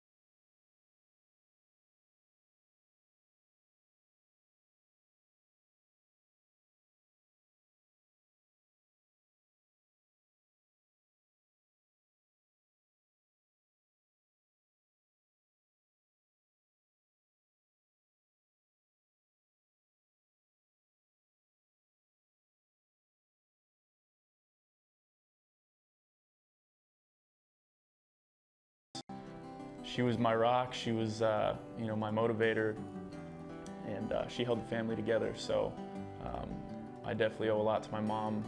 You know, if not everything, I wouldn't be here without her.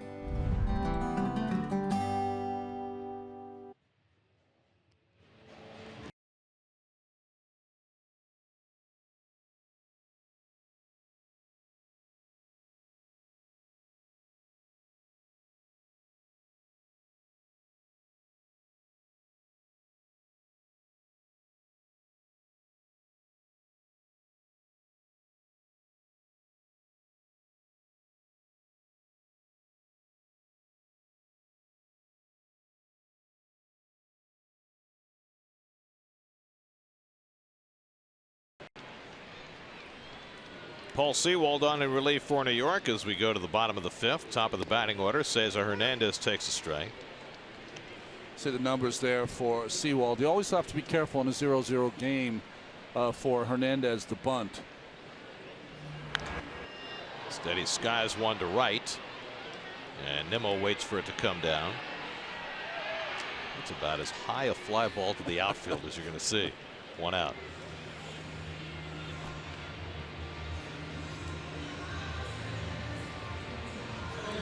Road ahead presented by Buick. Mets head home after the game today, off tomorrow. 2 games with the Blue Jays starting on Tuesday night. That means the return of Curtis Granderson to Citi Field. That's right. Then 3 over the weekend with the suddenly struggling Diamondbacks, who have lost 4 in a row. Just lost their first series of the year. They had won or split every series until their current one against the Nationals. Right? Yeah. Steven Strasburg pitched a really nice game last night to back up what Scherzer did the night before.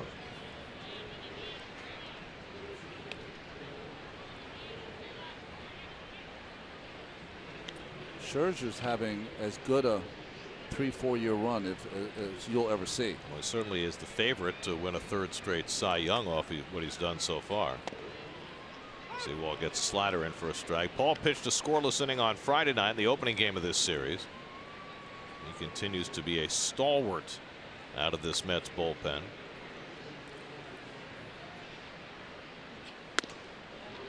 By the way, there was a shadow presence in the Mets bullpen the last couple of days. The lefty Buddy Bauman, who was called up, sat out a suspension on Friday, and then got sent back to the minors today. For deGrom, right? For deGrom. So he still hasn't pitched in a game for the Mets. He's been up twice now, right? That's right.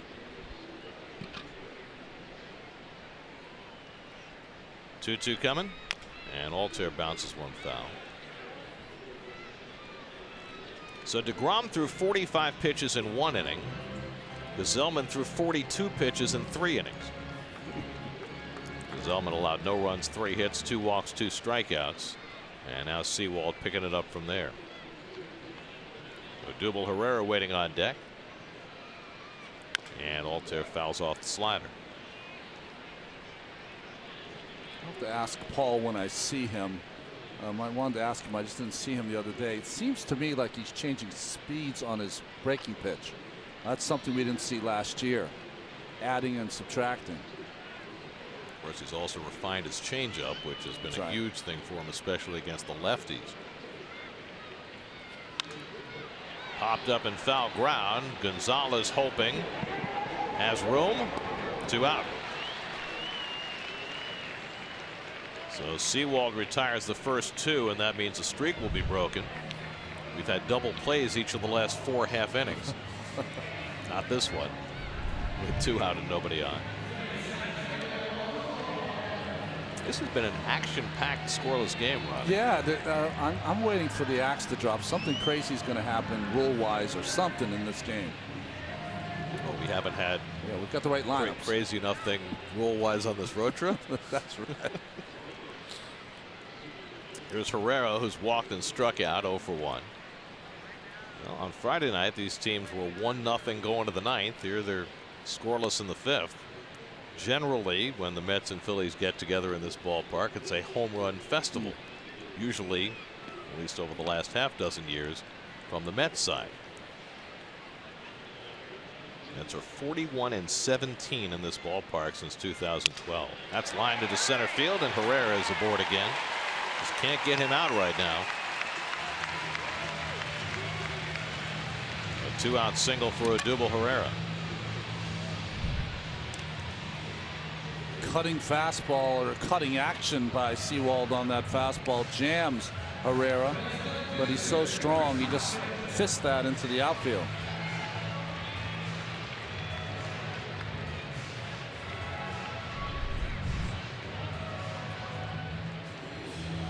So now Rhys Hoskins, who doubled into the left field corner his last time up. That's the 4th Phillies hit. The Mets have had 6.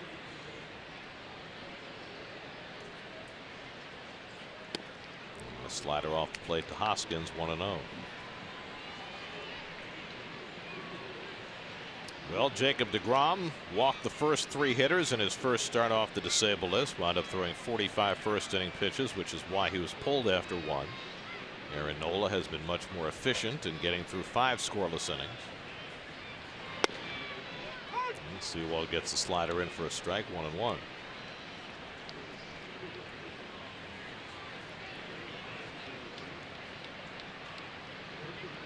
Sewell faced Hoskins on Friday night, got him on a call 3rd strike.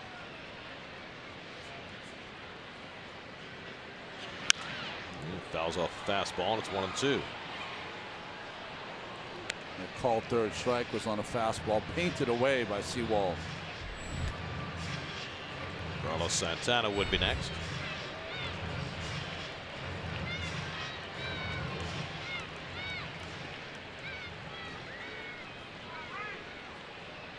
Herrera not a big base stealer. He's got 2 this year. Also been caught twice. Slider grounded to short. Rosario in front of it, and that retires the side. Another scoreless inning for Paul Sewald, and we have a scoreless game as we head to the 6th with Cespedes due to lead off for New York.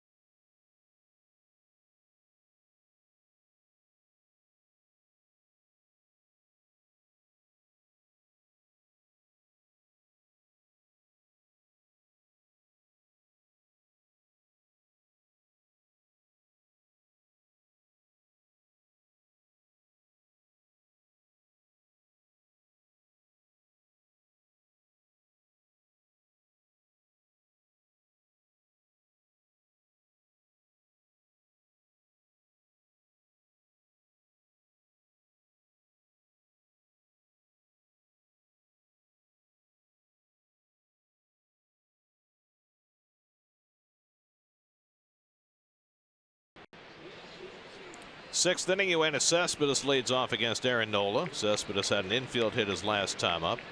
A liner to 3rd that went off Franco's glove, and then Santana did not get on the bag at first, and Cespedes beat it out.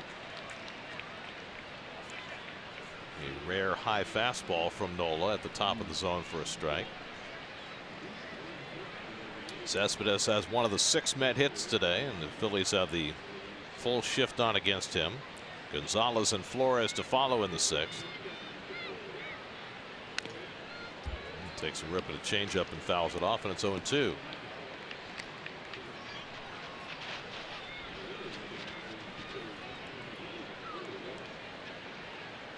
I mean, almost every team plays this shift against Cespedes now. Well, we've seen him in RBI situations against this shift, bouncing through that vacated hole on the right side, but not usually in a bases empty spot like this. Curveball hit in the air to deep left field. Back goes Hoskins at the wall. It's out of here. UNA Cespedes breaks the scoreless tie with a home run. 8th home run of the year for Cespedes. The 3rd time he's taken Nola deep. And the Mets break the ice. 1-0 New York in the 6th. Well, we always talk about what a great breaking ball hitter he is. This time on 0-2, he takes the curveball out of the yard.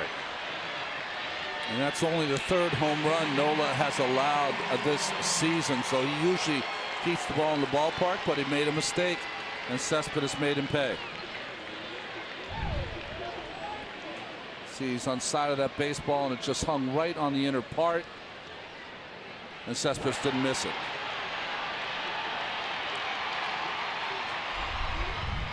So the Mets have the lead, and now Gonzalez late on the fastball, 0-1.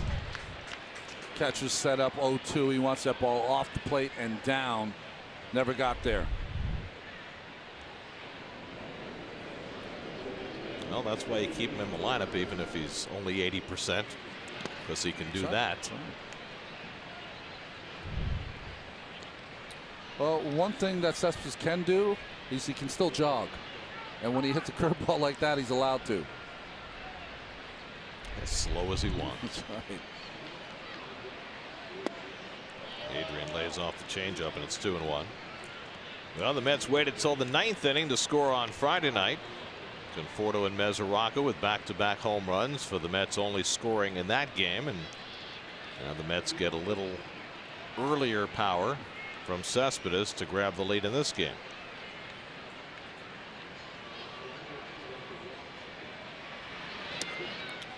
Better curveball by Nola, and it's 2-2. That's the one he wanted to throw to Cespedes.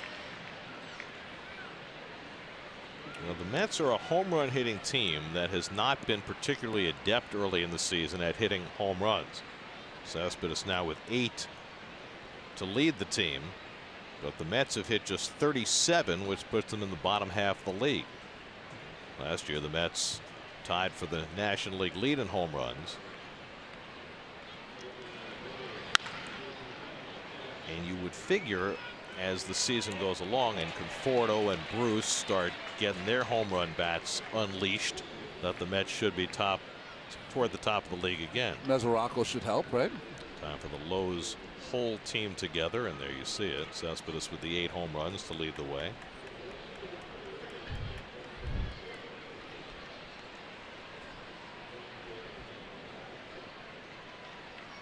Two and 2 to Gonzalez, and Adrian shoots one foul. Wilmer Flores on deck, and then Michael Conforto here in the 6th.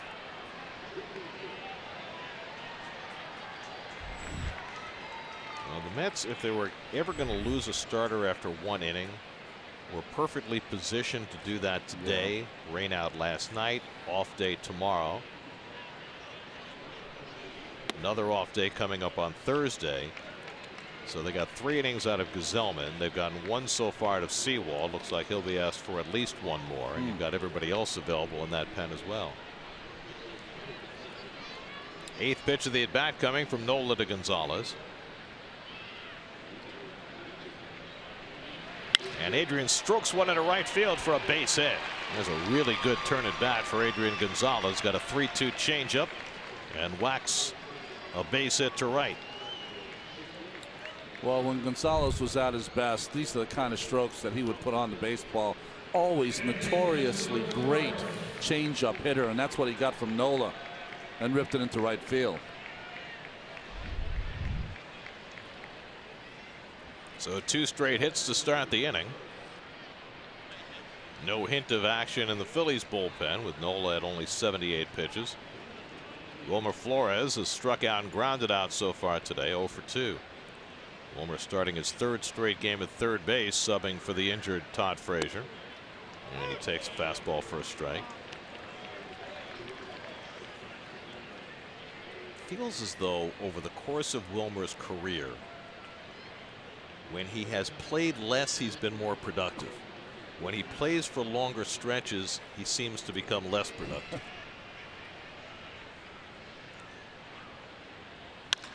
Hit toward the hole, base hit for Flores. Down to second goes Gonzalez, and the Mets with 3 straight hits to start the inning. So Wilmer taking one through the vacated side of the infield. And the Mets have 2 men on. Let's go to the studio. Gary Apple has a game break brought to you by your Tri-Honda dealers.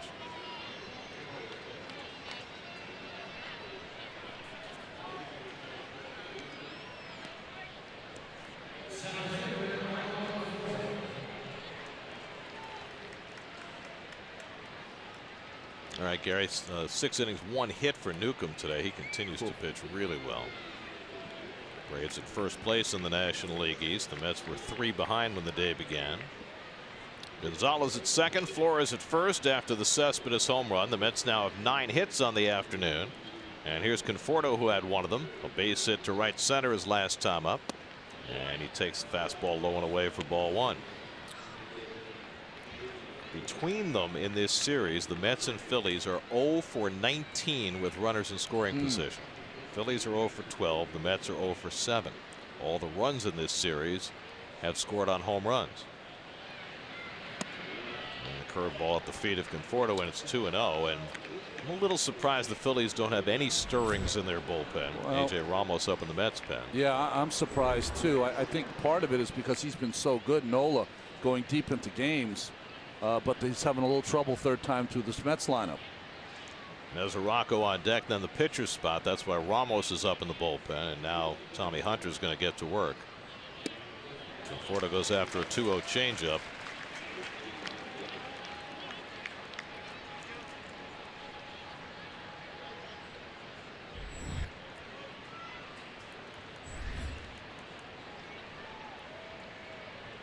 Michael's now 6 for 18 on this road trip, so things have gone in a much better direction for him since the Mets left home.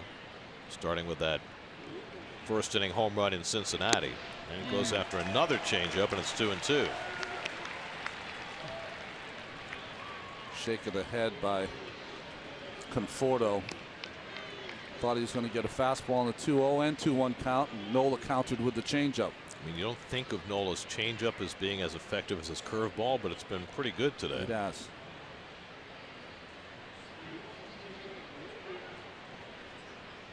Two coming, and the fastball got him looking. So after anticipating the fastball twice and missing the changeup, he gets the fastball, and he's called out on strikes.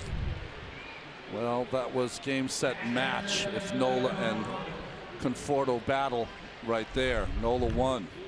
4th strikeout for Nola, and now he faces Mesoraco, who hit the ball hard his last time up, lined out into a double play.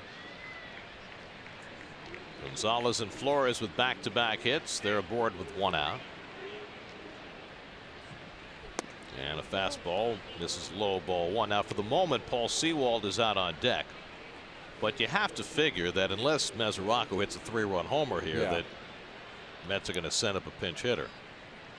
You know, they have the cages here where you're able to hit, so even if you're a guy who would be on the on-deck circle, you can still be taking some swings.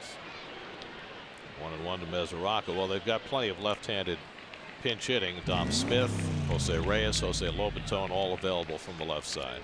Maybe Dom will be able to even swing the bat tonight, this afternoon. Never got that chance on Friday when Reyes got picked off to end the inning.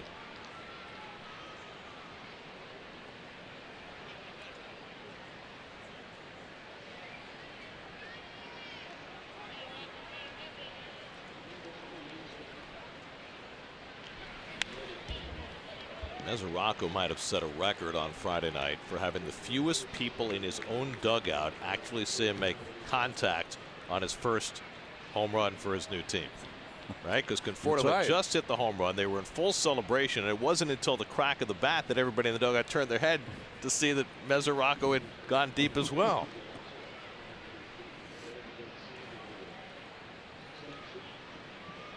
Nola's ahead of him 1-2. And the curveball hits slowly. Hernandez charging, tagging, throwing, double play, side retired. 3rd straight inning, the Phillies have turned a double play. This one goes 4-4-3. They want to question it, but the umpire is saying he was outside of the baseline when he ran. And that is not a challengeable call. That's right. That's why Mickey Callaway is coming out to argue, because Flores was not tagged, but he did run out of the baseline in the judgment of the second base umpire, Dan Bellino. See, the problem for me is I think the umpire called him out on the tag first, and then he changed his mind and said he was outside the baseline. So he's calling him out with the tag and then changed it that he was out of the baseline, so it would kind of cover the non-tag by the second baseman, in my opinion. You sure he didn't tag him? I don't think he tagged him. Well, Mickey's not going to get any satisfaction on this one. So that ends the inning, but the Mets grab the lead in the 6th inning on a leadoff home run from NYN AT Cespedes. An 0-2 curveball. Cespedes leaves the yard. 11th time he's homered in this ballpark in 20 games. Pretty good rate. Mets lead at 1-0.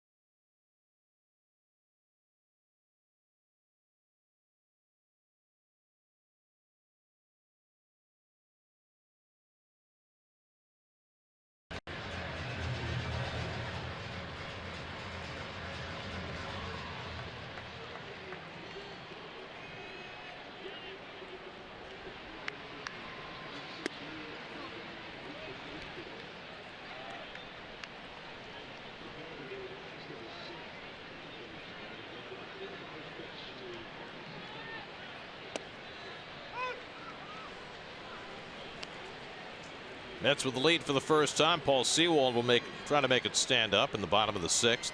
Carlos Santana has walked and hit into a fielder's choice, and he takes a changeup down 1-1. Santana, Franco, and Kingery for the Phillies, who've been held to just 1 run in this series, and that came in the 1st inning on Friday night on the Odubel Herrera home run against Steven Matz. So the Mets have thrown 13 consecutive scoreless innings since.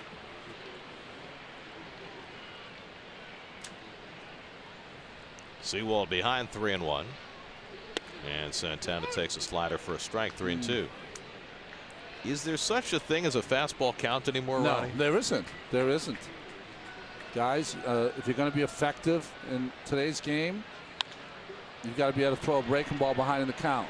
Nobody over on that side of the field, and that ball lands out of play anyway. This is where you got to remind yourself, if you're a pitcher, you're an athlete and in play when you have this kind of shift on.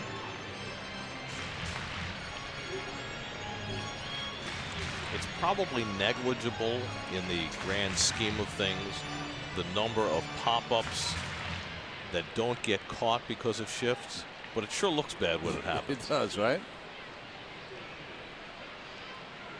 3-2 coming, and another fastball fouled off. It must really look awful in Oakland. Oh my gosh, yeah, you got so much foul territory there. I mean, it's up there for days. There, even if you play a standard defense, you have foul balls that don't get caught that land in play.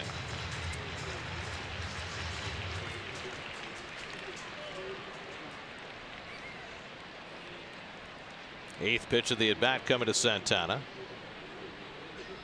And he rockets one down the right field line, headed toward the wall, and it's off the top, in play. Santana digging for second, and he's in standing with a double. It hit right off the top railing. And Santana has his 11th double of the year. The Phillies have the tying run in scoring position. If it hits the railing, it's a home run, right? If it hits the padding, it's not. Well, it hit the padding. Did it hit the railing when it came up, though? That's the only question. Yeah, that's. Well, we're going to get a great view here. Nope, that's not a home run. Yeah. I don't know how exactly that happens physically, that it hits that corner and comes back up, but it appeared that it did. Yeah, the physics of it seemed almost impossible.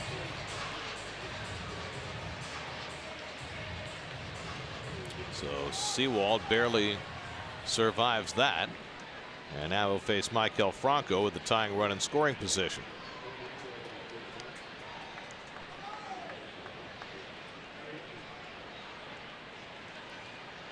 Franco has struck out and grounded into a double play today, 0 for 2. That's the 5th Phillies hit of the afternoon. And that slider backs up inside, ball 1.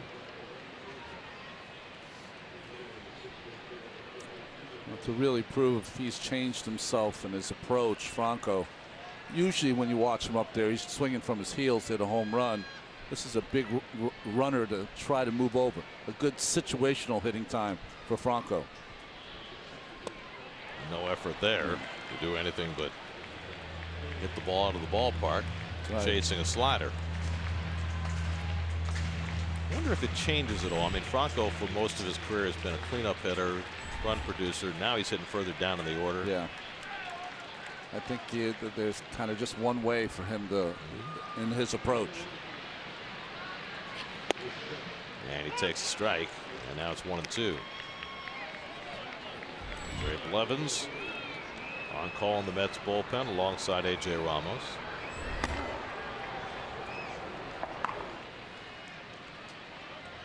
Got right-hand hitters coming up and only one left-hand hitter on the Phillies bench. Slider just misses, 2-2. Phillies have a strange bench in that there are only 4 men on the bench and 3 of them are switch hitters. And then Nick Williams, who's a left-hand bat.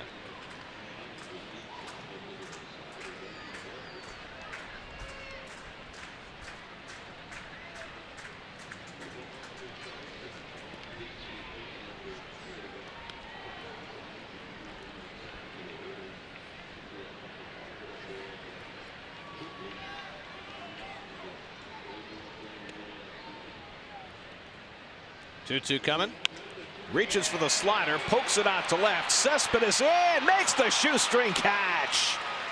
Well, he may not be running 100%, but he had enough to get there and make a nice play for the first out. Well, it was all in the jump. Off the bat, it's off the end of the bat from Franco. He got a great jump on it and just had enough speed to catch it off his shoe tops. You can see he's having trouble decelerating and slowing down, but he accelerated just enough. Accelerated all the way into the infield. Or decelerated all the way in. So there's the first out of the inning, and now Scott Kingery.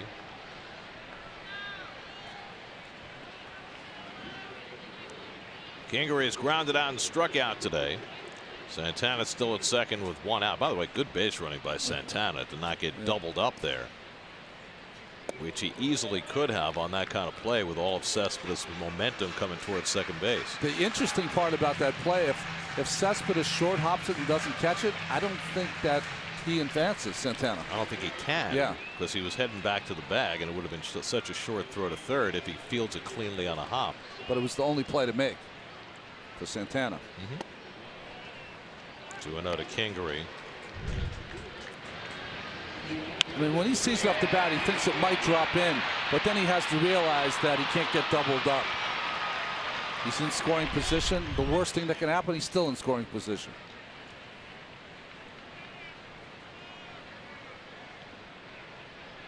Oh, it's a nice shot there.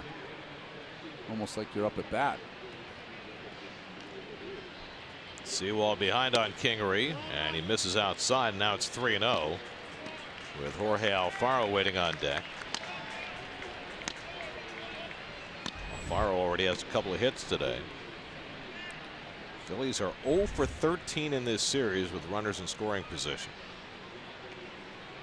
Looking for their first run since the first inning Friday. And there's ball 4 to Kingery. So now 2 aboard. We got Alfaro coming up. Mets are back in action Tuesday night when they return home to take on the Blue Jays in the first of a 2-game interleague series. 6:30 the coverage Tuesday night on SNY. Noah Syndergaard had his start pushed back after being scheduled last night. He'll go up against the lefty Jaime Garcia on Tuesday. Zach Wheeler goes Wednesday night against the former Philly Jay Happ.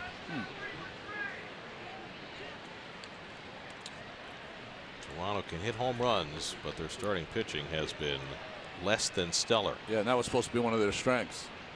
Here's Alfaro, who's 2 for 2, single to right, single to center. And Sewald gives Santana a look. Nick Williams is out on deck to bat for the pitcher, which is why Blevins is up in the bullpen.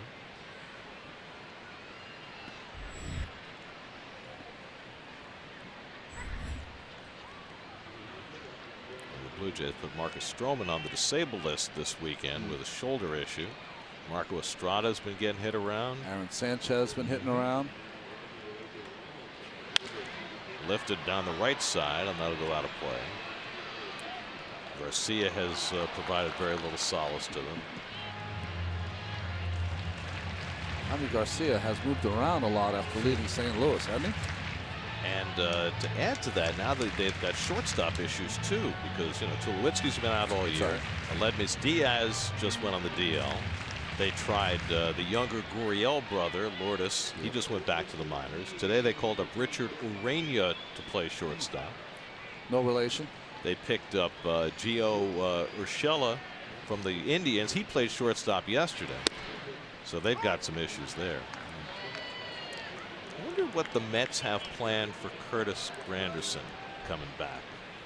Like you mean like a video tribute? Or he was only something? a Met for 4 years, but he was such an impactful person in addition to being an impactful player. Won the Clemente Award. That's pretty cool. 0-2 to Alfaro. Struck him out. Sewald goes upstairs to get Alfaro for his first strikeout in the second out of the inning. I can't say enough about the execution of the pitches of Sewald. Where the catcher calls and where he wants to pitch, he executes every time. Slider away, that's what you get. Fastball, and okay, he misses with that pitch, gets a called strike, and then the fastball up called by Mesoraco hits his glove. Mesoraco out to the mound. That does not count as a visit because there's an offensive substitution. Nick Williams coming up to bat. And are you surprised that Blevins is not coming in to face him? I am surprised. But I think that they have so much confidence in Sewald and his new changeup that they're going with him. Blevins ready to go, but not coming in. Sewald stays in to face Williams, who had a pinch hit at bat in the 9th inning on Friday and grounded out. Santana still at second after a leadoff double. Now there are 2 out. And it's low and inside to Williams. Williams has seen his playing time shrivel up with the move of Rhys Hoskins to the outfield and Altair playing just about every day in right field.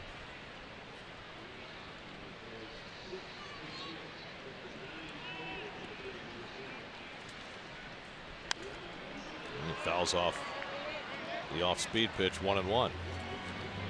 Well, if you don't use Blevins there, I mean, where are you going to use him? Herrera would be the only spot, which is 3 batters away, right? Yeah, because Hernandez is a better right-handed switch, hitter. better right-handed hitter. He's hitting .361 from the right side.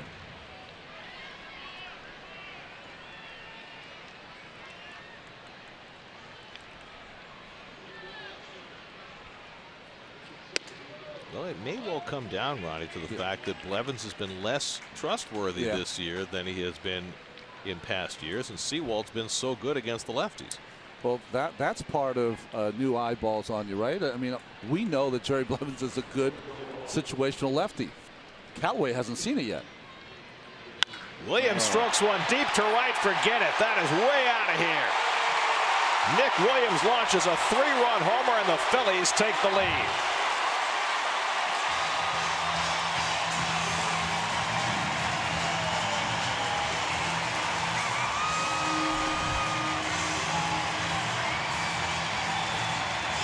Second home run of the year for Nick Williams. They both come as a pinch hitter. Sewald left in to face the lefty, and Williams crushed it. 3-1 Phillies. Well, when you throw a slider from the right side to a left-handed hitter, you can't leave it down and in, and that was the mistake that Sewald made.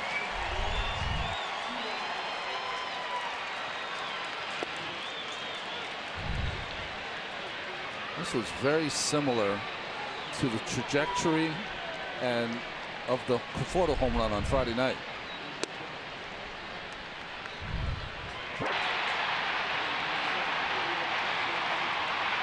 And off the scoreboard. Well, the Phillies finally have a hit with a runner in scoring position in this series. Big one. But what remains is that every run in this series is scored on the home run. Blevins can only shake his head about the fact that he didn't get a chance. Cabrera handles the ground ball from Hernandez. That ends the inning, but the Phillies rally to take the lead on one big swing by Nick Williams. A 3-run pinch hit home run. And the Phillies lead 3-1 after 6.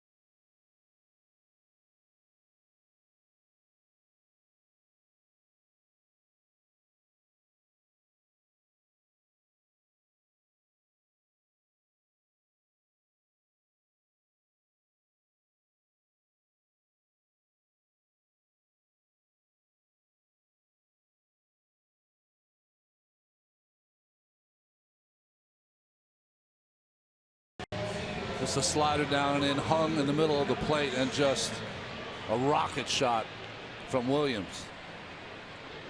A little Bass Brothers and a high five from his manager.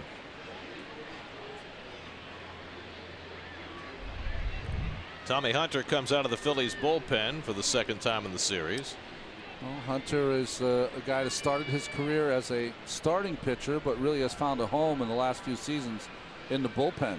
Dominic Smith will pinch hit leading off in the 7th inning, and Dom should finally get his first official plate appearance of the season. He came up as a pinch hitter on Friday night. Reyes was picked off to end the inning, and Dom was left with the bat in his hands.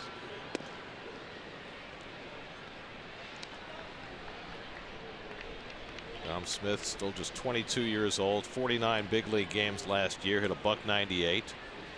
Missed most of spring training because of a quad problem.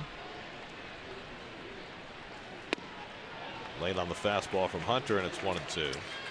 Even if he was not injured, it didn't seem to me like he was going to get a real shot at spring training. They just wanted to play and see if Gonzalez could stay healthy and play. It would have been very interesting. You might be right, but I have no idea because we never got to that point. That's right. I mean, Dom was late the first day, right, and he got benched, and then he got hurt, and then he just never got a chance to play, and it was a moot point as he strikes out to start the 7th inning. Just felt like he was persona non grata in spring training. And late on that fastball from Hunter.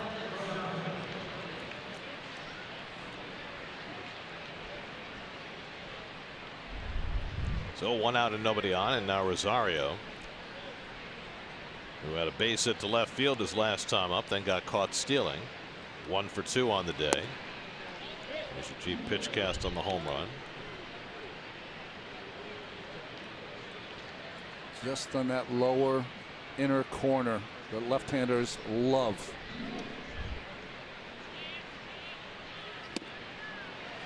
Nice cutter by Hunter. 1-1 to Rosario. Well, the Mets have had plenty of scoring chances today. They had the bases loaded with 1 out in the first, and they didn't score. Got a couple of men aboard in the 5th, but they were both erased. They had 2 on with nobody out in the last inning after the Cespedes home run, a chance to really put the hammer down against Nola, but a strikeout and a double play took them out of that. That's box score presented by Memorial Sloan Kettering Cancer Center. So the Cespedes home run is the only tally despite 9 Mets hits, including Luis Guillorme's first big league hit. Still has a 1,000 batting average. They'll take that home with him. Right.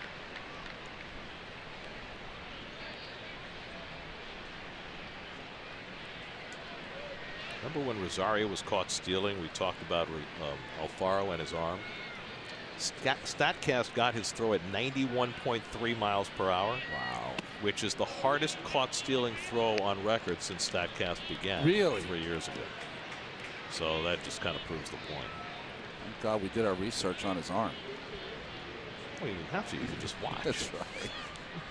That's the nice thing about Statcast. It often will just confirm what you already saw. Bouncing ball, easy play for Hernandez, and he throws out Rosario 2 out. But think about it. A pitcher spends their whole life perfecting their mechanics to be able to throw the ball over 90 miles an hour. And he has the equipment on, which is about 25, 30 pounds, and has to jump out of a position, footwork, and then throw the ball over 90 miles an hour. Throwing from his ear. From his ear. Right. Amazing. It makes you ask, what could he do off a mound with a windup? Well, I like him right where he's at right now, but I know what you're saying. I mean, there have been plenty of catchers who've gone to the mound, right? Yeah, I'm sure they said Kenley Jansen had a great arm right at one point. Felix Rodriguez, Chris Hatcher. That's right. We've seen a number of them over the years. Henry Owens. Jason Mott, was he a catcher? Jason Mott was a catcher at Iona. That's right. Brandon Nimmo's been on base twice today with a bunt single and a walk. He's 1 for 2. And he pops one up along the line. Tough play into no man's land. That's going to drop for a hit. Nimmo takes a wide turn and holds with a pop fly single, and he's on base for the 3rd time today. So the Mets will get the tying run to the plate in the 7th. We check into the studio. Gary Apple has a game break.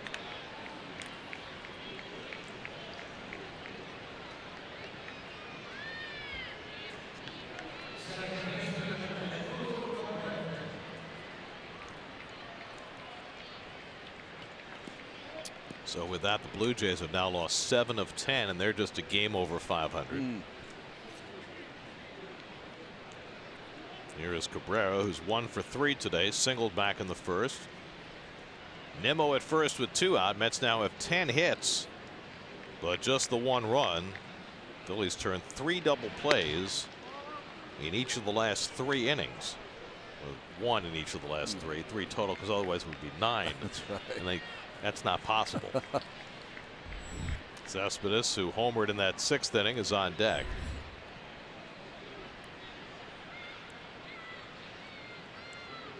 Gary Apple giving us that update. If you had Tampa Bay and 16 runs today, you lost in Baltimore 17-1. Well, it's good the Rays got the Rouge point. That's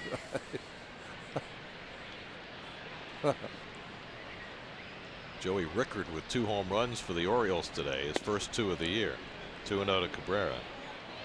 It was Blake Snell who started for Tampa Bay. I think he got hit by a line drive in the 4th inning, had to come out, and then the barrage began. He's got a chance to be a very good pitcher, Blake Snell. Another guy wearing a single number. Yep. Number 4. 2-0. And Cabrera watches wide, and boy, Hunter putting himself in a difficult spot here. Behind Cabrera 3-0 with Cespedes looming on deck. Hunter did not have an easy time of it Friday night. Gave up a couple of bullets. but was able to retire 2 hitters and give up just 1 hit. Here's giving up a bloop single to Nimmo, now behind Cabrera, and as Dribble takes a strike, 3-1. Tommy Hunter, well traveled, 6th different major league team. Tampa Bay last year, 61 appearances, pitched well. And Cabrera hits one out to right field. Altair going onto the warning track at the wall. It's off the fence. Nimmo around third. He will score. Cabrera to second. He's got an RBI double. And that trims the Phillies lead to 3-2.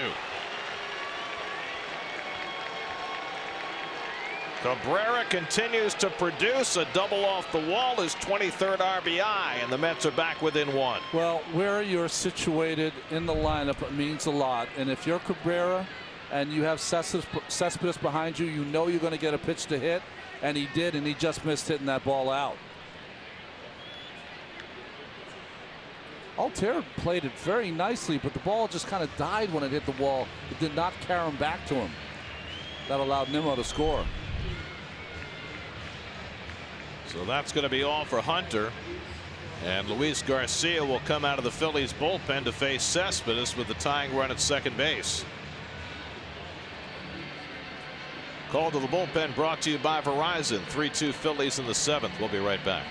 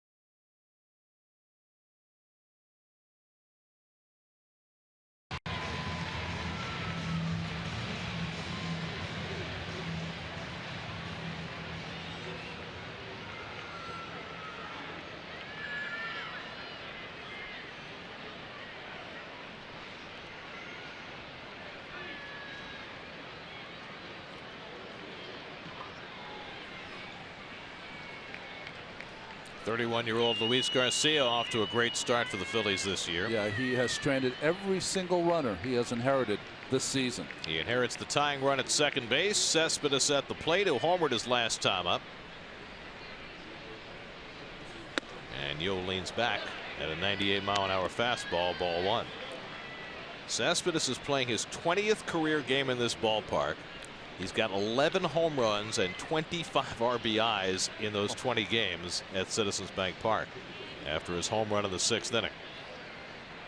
And you saw his numbers against Garcia, 2 for 3, trying to get Cabrera home with the tying run from second. And he takes another fastball inside. It's 2-0.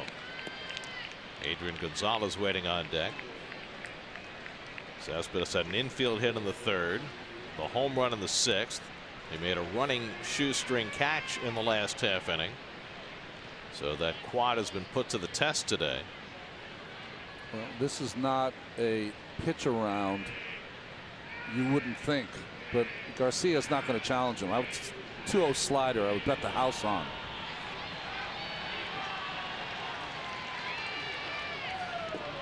And you get to keep the house. 2-1 to Cespedes. You know, you got 2 fastballs in, and Cespedes is saying maybe he's going to come back with 1 more in, and he countered with the slider. Used to be old stories that Hank Aaron used to set up pitchers by occasionally swinging at sliders in the dirt because he'd expect one later in the count. I don't know if that's an old wives' tale, true or not. Greg Maddux said he used to hang sliders in spring training so that he could get guys out in the regular season. I wish I'd thought of that as an excuse.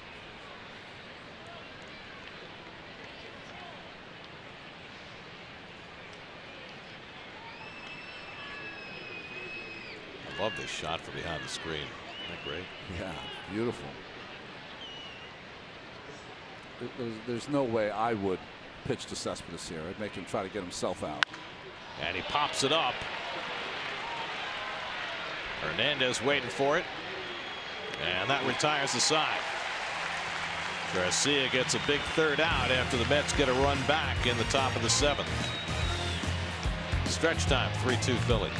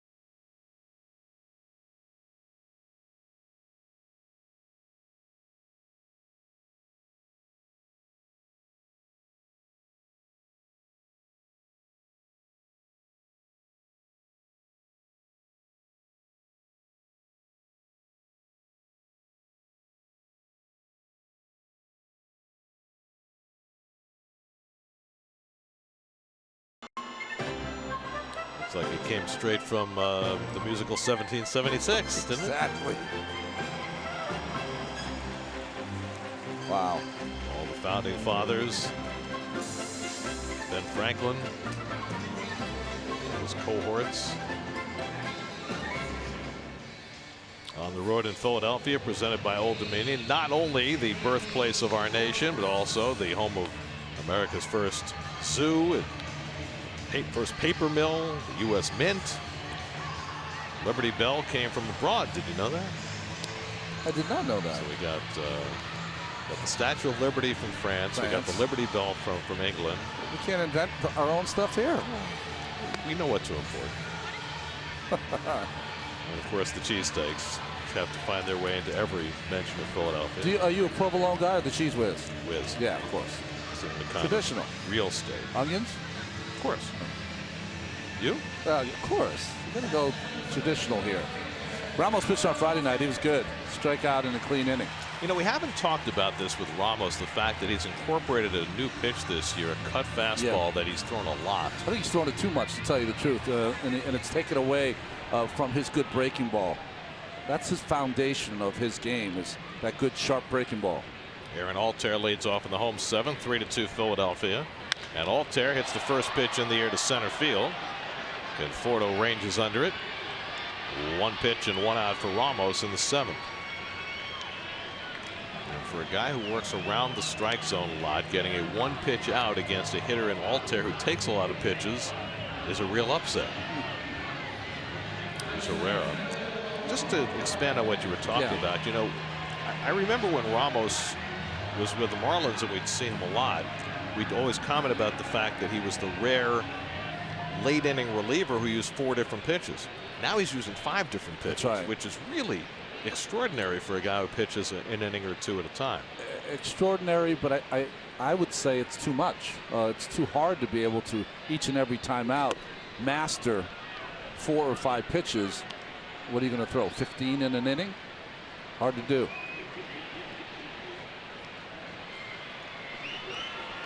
But because he doesn't throw 96 or 97, he's got to use those extra pitches. Herrera's been on base twice today, a walk and a single. On base 41 straight games now going back to last year. And Ramos trying to defy you, throws 195. Exactly. It's 2-0. He heard me. Rhys Hoskins waiting on deck. Mets 2 runs, 11 hits. The Phillies 3 runs and 6 hits. Nobody scored in this game for the first 5 innings. That didn't mean there wasn't a lot that happened.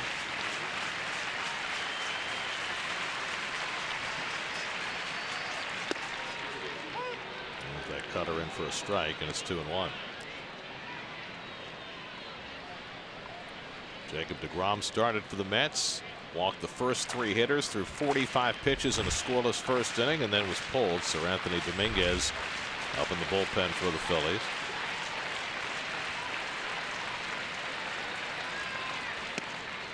There's another strike on the corner, and it's 2-2.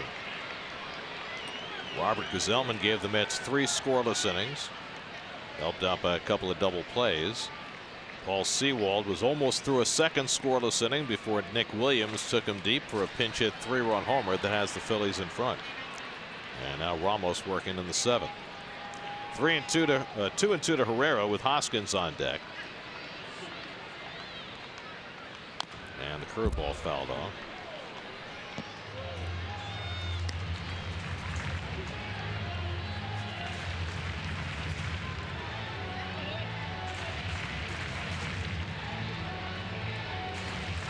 Giants finally won a game today, beat the Pirates. They got swept 4 games here and lost the first 2 in Pittsburgh. They were 0 for Pennsylvania before Derek Holland pitched them into the 7th, and they beat the Pirates today 5-0. Holland needed a good game.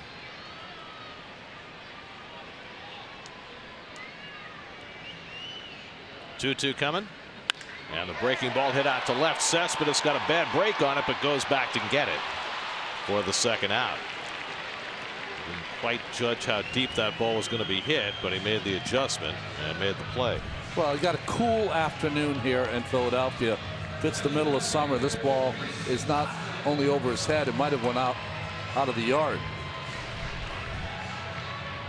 For a guy who's not moving well, he's moving awfully well. Like you said, him at 75–80% is as good as most. So 2 fly balls, 2 outs for Ramos, and now he'll face Hoskins, who has a double in 3 trips today.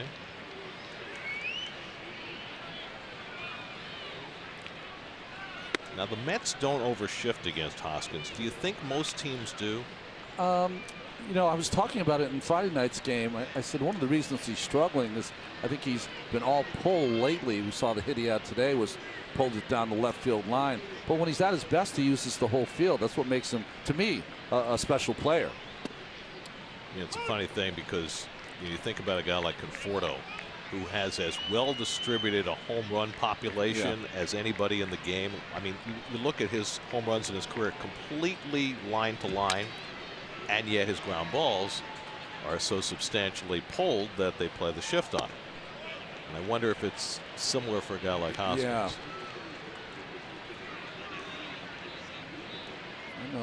You know, the series against the Mets, they've had so much success against them that it's hard to really even know. But also the Mets do not shift as much as some other teams do. Hoskins goes after that slider, and it's 2-2. That's that breaking ball you were talking about.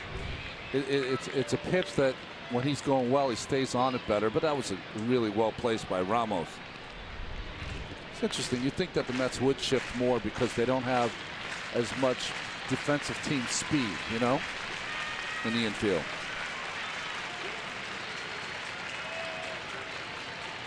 Two, and he got him. Another slider from Ramos to strike out Hoskins, and another successful inning for AJ. Phillies go 1-2-3. We head for the 8th in Philadelphia. Mets down by a run.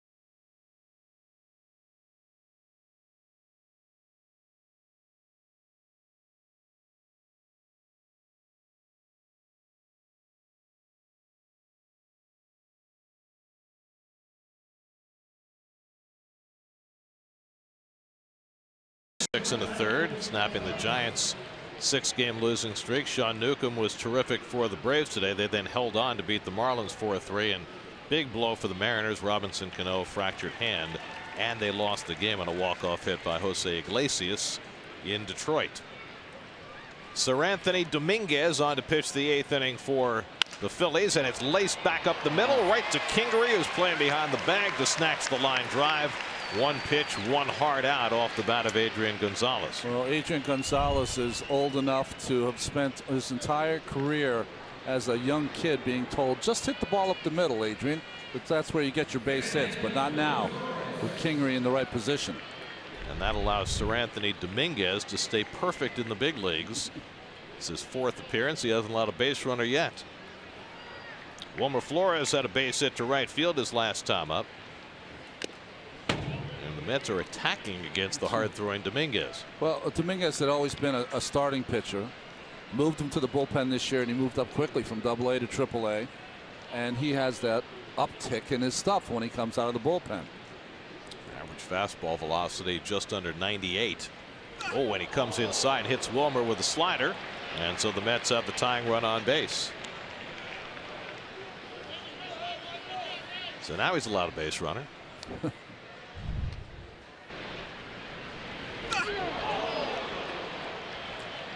You always know when Wilmer's going to get hit because he lets a little yelp out right before it hits him.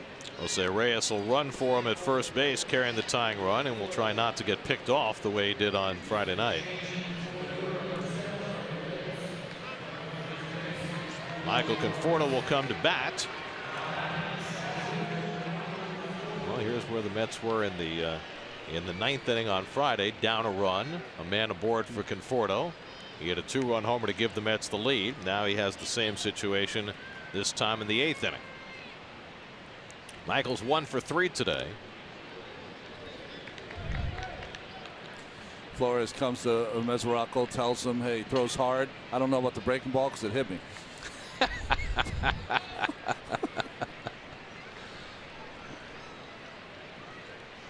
23-year-old Seranthony Dominguez, just his 4th big league appearance.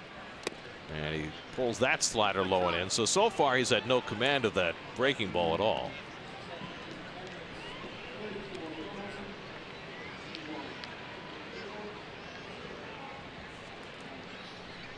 Dominguez had some shoulder problems last year, missed a couple of months, but they love his arm. Lugo and Familia up in the Mets bullpen. Interesting to see Familia up in the 8th inning. Especially with the lower part of the order coming up for the Phillies. Remember on Friday night we made a comment that Familia looked like he hurt his ankle a little bit. Mickey Callaway came yesterday after the game was rained out and told me yes, he did hurt his ankle just a little bit, and they taped it up before the game yesterday even though they didn't play. That was when he ran to cover first base on what turned out to be a foul ball. He just looked like he turned it right at the end. Santana's making like he used to be a catcher, getting down and making sure that Dominguez throws that 95-mile-an-hour pickoff throw in the right position. He's a catcher at first, then they moved him to third base. He's finally found a home at first. Dominguez throws one by Conforto, 1-2. Well, just a kind of a hanging cutter there in the middle of the plate, but it's kind of hard to know Dominguez because the Mets hitters have not seen him.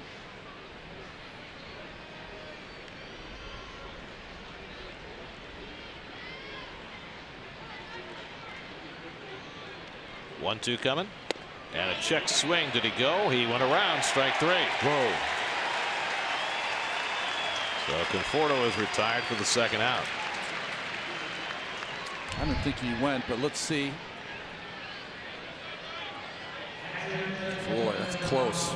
Did not have to call that, but Bellino punched him out. Emphatically. Yes, he did. I wouldn't like that. A little bit of a scowl on his face. Here's Mesoraco.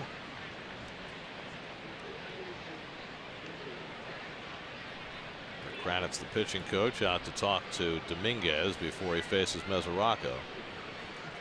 This is an interesting visit, right? I mean, Mesoraco's been around long enough. Maybe Dominguez doesn't know him, but Mesoraco would. That's interesting. Zach Eflin, who was supposed to start last night, but did not with the rain out. He had a similar warm-up to Syndergaard in that he did his long tossing through, maybe a dozen pitches in the bullpen before he was shut down, and now he's up in the 8th inning today. Edebray Ramos up alongside him, and I don't know whether this is just a throwing session for Eflin or if he is warming up to come in a game. Well, maybe that's what Kranitz was doing, trying to give him more time. A starting pitcher, of course, would need more time to get loose. Mesoraco is hit into 2 double plays today, a line drive double play in the 4th and a ground ball double play in the 6th. The pitcher Dominguez balks every time he throws to first base, but obviously the umpires don't feel that way. He kind of moves his right foot first and steps, and then steps and turns with his left foot. It's supposed to be one movement.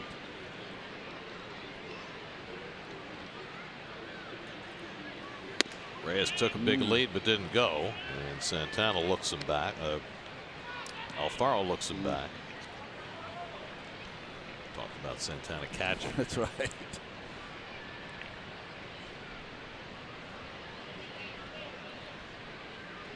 Another healthy lead for Jose.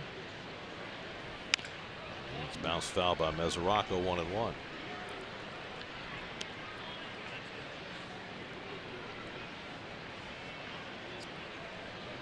This game was delayed just under an hour at the start by rain, which accounts for the lateness of the hour. Phillies playing deep, no doubles against Mesoraco and bunched toward left center.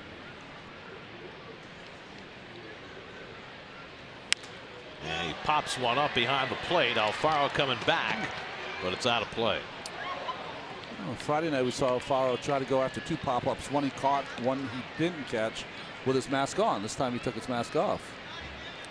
He's wearing a different style mask. Yes. He was wearing the hockey mask on Friday night. He's wearing the more conventional mask today. I've never seen that before.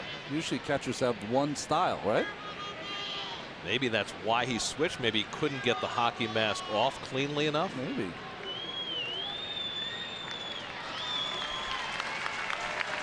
One and two to Mesoraco. And he taps one foul. Juan Lagares out on deck. He'll pinch hit if Mesoraco can keep the inning going. Devin is 1 for 12 as a Met. The one was the home run he hit in the 9th inning on Friday.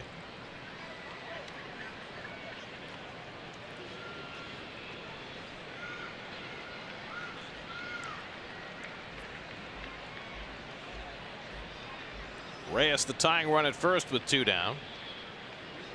And Mesoraco goes down swinging on the slider to end the inning. So Dominguez finishes off the 8th with back-to-back strikeouts. Better looking slider than the one he hit Flores with. We go to the bottom of the 8th, still 3-2 Phillies.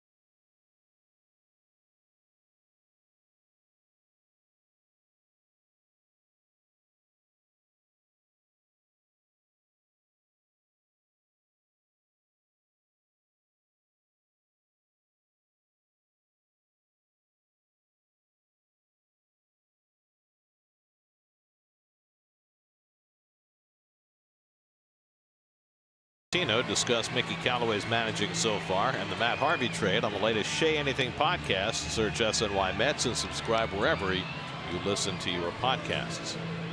Well, this is a decision they can check. Not the Reyes playing third base with Flores out of the game, but the use of Familia here in your game that you're losing by 1 run. Going to use your closer. I think you have to think in a way that if you come back and go ahead, he's got to go 2 innings for you. I would think they would have to think that way. Familia pitched on Friday night and got his 11th save of the year with a 1-2-3 9th inning, and as Ronnie mentioned, appeared to tweak his ankle at one point covering first base, but back out there today. Carlos Santana leads off the last of the 8th for the Phillies and takes a first pitch splitter for a strike. Carlos Santana, 3-year $60 million deal with the Phillies. It was really the first stroke of the postseason before anybody had any idea that it was going to be such a difficult market. He was very shrewd to get his deal and get it done and get out of Dodge. Santana doubled off the fence in right field in the 6th inning, barely missed a home run, came around to score on the Williams home run, and he takes a slider outside 1-1. So we have our rookie performance of the day today, Ronnie. Okay. The Brewers called up a pitcher named Freddie Peralta, who made his major league debut. No relation to Willie, I don't believe. Anyway, Freddie Peralta came up, pitched at Coors Field against the Rockies in his big league debut. Santana hits one well to center. Back goes Conforto. Back near the wall. It's out of here. Carlos Santana greets Jerry Familia with his 7th home run of the year. And the Phillies extend their lead to 4-2. He hit it to the deepest part of the ballpark.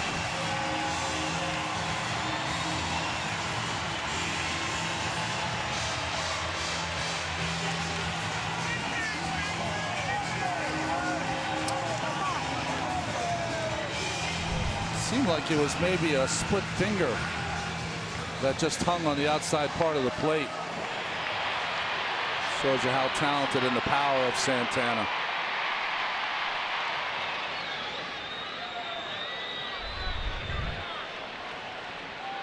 So the Phillies again have a 2-run lead. Now Michael Franco takes a slider out of the strike zone. Well, there will be a lot of questions for Mickey Callaway in the wake of this game about his bullpen usage. The decision to leave Sewald in to face Nick Williams rather than bringing in Blevins, who was warmed up. Bringing in Familia in this spot in the 8th inning. Pulling the plug on deGrom after the first inning and 45 pitches. There's lots to discuss. Anyway, we're talking about Freddie Peralta. So he goes to Coors Field, big league debut, 5 2/3 innings, no runs, 1 hit, 13 strikeouts.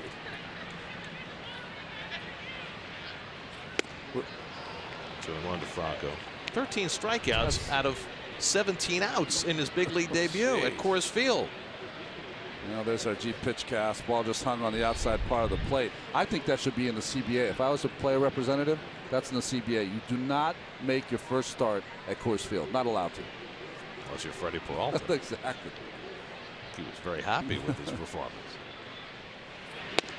What do you think of his performance? What did you think of his performance? Yeah. 13 out of 17. Jeez. Well, Scherzer just had a game like that, right? Right. Struck out 15 and out of 18 outs or 19, something crazy.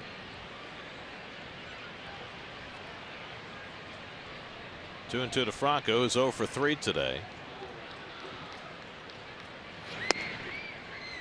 And a full count. Coming up tonight on Geico Sports Night at 11 o'clock. All the pink from Mother's Day around Major League Baseball. TPC, Sawgrass. There you go. Your knowledge of golf has increased exponentially since I've been in the booth with you. Well, it's because you had it on TV before and I was peeking in. The only reason I know that course is because they have the island hole. That's right. A 3-2 slider from Familia, and he misses with it. And this outing not going well for Jerry. It's a home run and now a walk.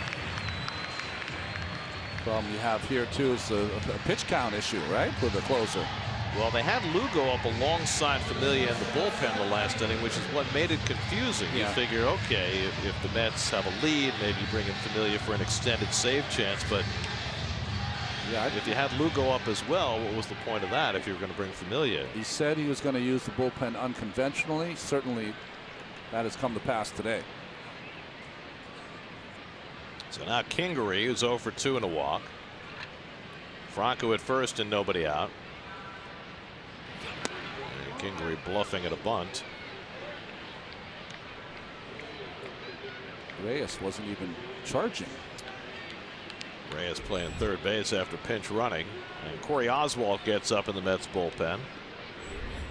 Oswalt, who's been sitting around for a few days without pitching, has only made 1 big league appearance, and the Mets stayed away from him in a long relief situation today.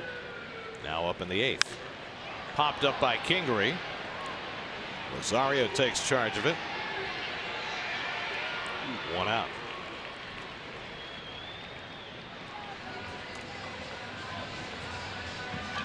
So Familia finally records his first out. And Jorge Alfaro will come up. Alfaro's 2 for 3 today. Single to right, single to center. Sewald struck him out in the 6th inning, and it looked like Sewald was going to get himself out of a jam. But then the next batter, Nick Williams, hit a 3-run homer, and that is the big blow of the game.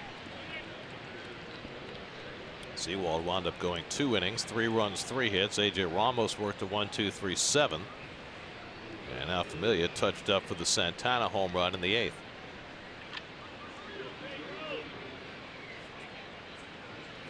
And Alfaro shoots 1 foul.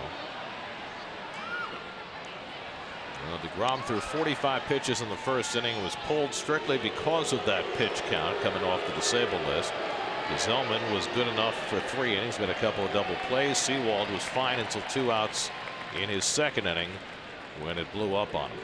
154 and counting, if I did my math right there.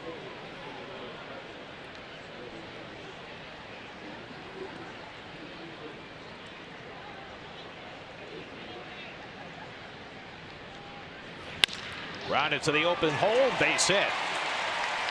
With Cabrera shaded toward the bag, Alfaro has his third hit of the day as he grounds one through the right side, and the Phillies have 2 men on.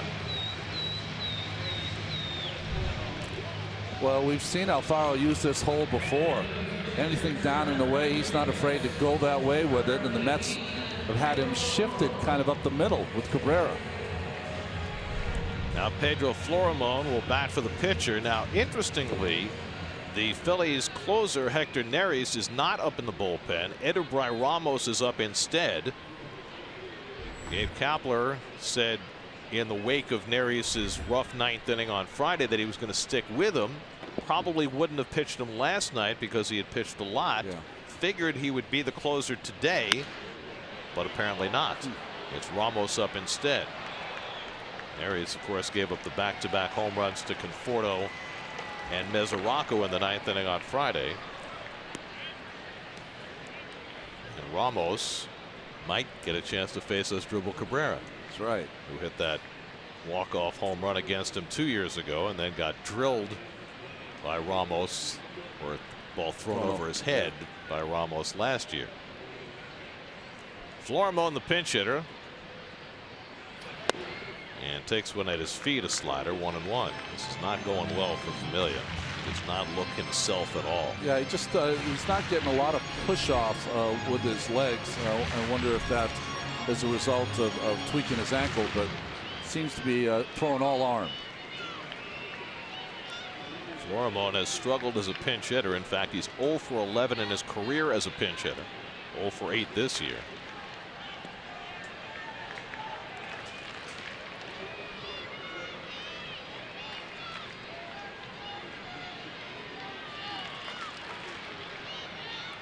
Franco at second, Alfaro at first with 1 out.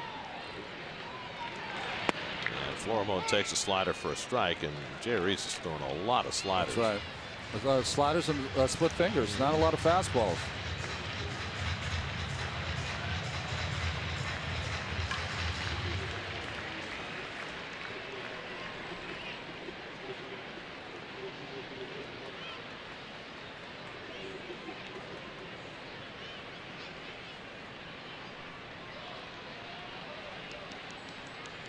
One-two coming. A little bit high.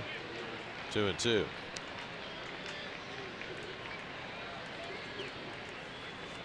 Mets will have 8, 9, and 1 in the order coming up in the 9th. So that's the pitcher's spot, Rosario and Nimmo, and then if anybody gets on, Cabrera and then Cespedes. Edubray Ramos is getting ready, does not have a major league save.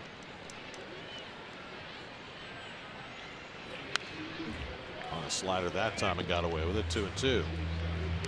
A lot of breaking balls in the middle of the plate from Familia in this inning. Really makes you wonder about the whole enterprise here of Familia in this spot. It's obviously I don't like it. But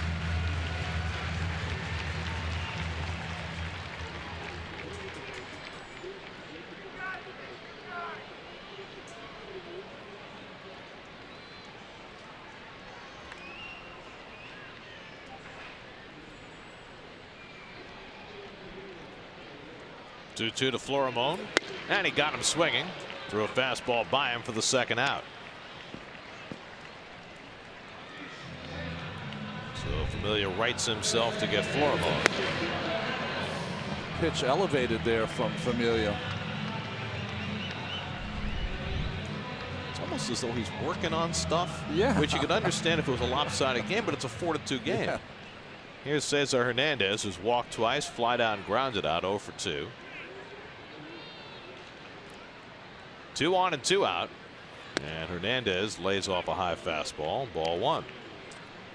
Working on stuff or has been told to use the secondary stuff more. Something like that. You know what I mean? This doesn't look like the classic Familia we usually get.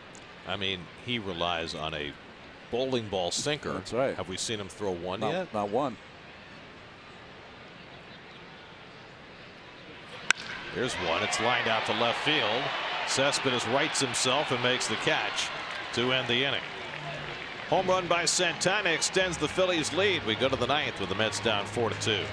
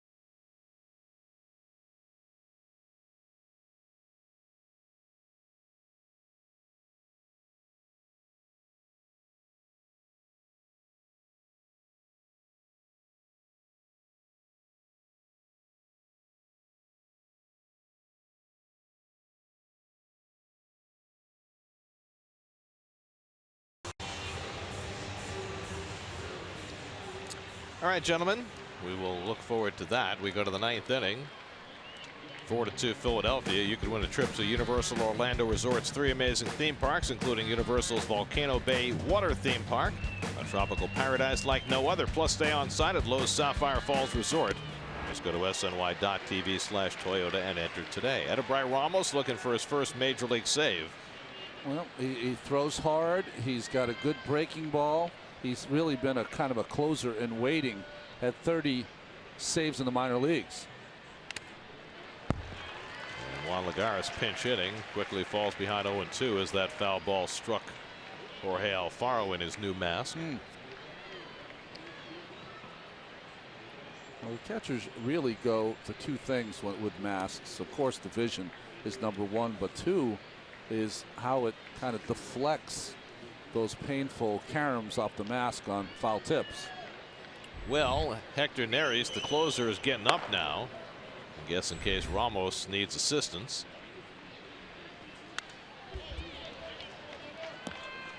Lagares 3 for 11 as a pinch hitter this year. He's done a wonderful job in a part-time role, hitting .320. And you see he's got good numbers against Ramos. Rosario on deck, then Nimmo. That's with 11 hits, but just 2 runs today. And Lagares tries to lay off the slider and did. And it's 1-2.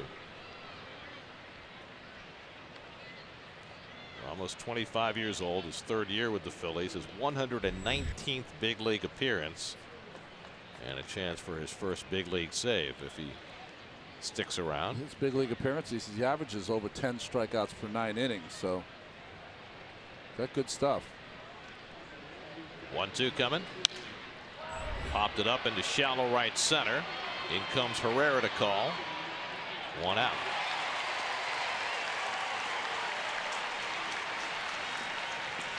So Ramos gets his first out. And now it's Rosario, who's 1 for 3 today. Aaron Nola started, went 6 innings. He was not great. He allowed 9 hits, walked a couple, but only 1 run. And came on the Cespedes home run in the 6th. Pitched himself out of a bunch of jams. Then the Phillies got him the lead in the inning that he was pinch hit for, and so Nola's in line for his 6th win against 1 loss. Tommy Hunter gave up a run in 2/3 of an inning. Luis Garcia retired as only batter. Sir Anthony Dominguez a scoreless 8th. And now Ramos trying to finish it.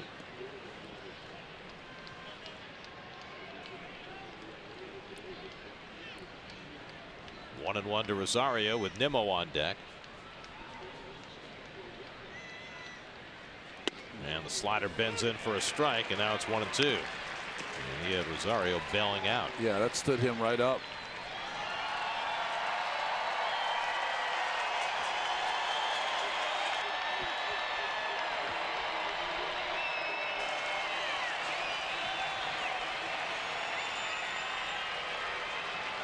So strange. It's like on the board here, it prompted people to remind them it was 2 strikes to cheer, and that they did not cheer until they got the prompt. 1-2 coming and fouled away. Well, it's been a long day. They're a little waterlogged from the rain delay. You know, we've got all the mom celebration that's been going on in addition to the ball game. Here they go, along. Well, you know, you kind of wake people up.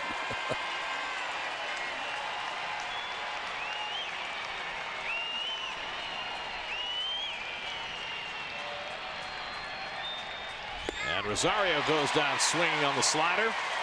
And Ramos has retired the first 2 in the 9th.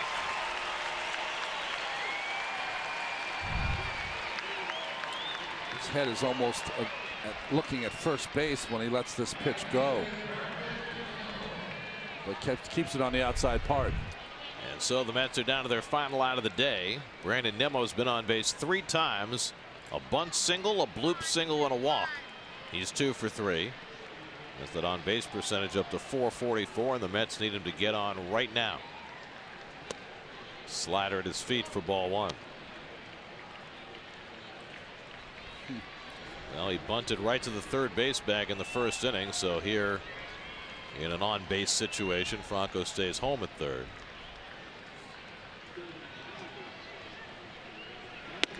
And Ramos falls behind him 2-0. You got Asdrubal Cabrera waiting on deck, and how juicy would that be for Cabrera to come up against Ramos as the tying run? They have a history, you know. They do. Not a good one. Not for Ramos. Not for Ramos. And Nimmo takes ball 3. You can't pitch outside the strike zone to Brandon and expect to get success. He'll take a pitch here. He might take 2.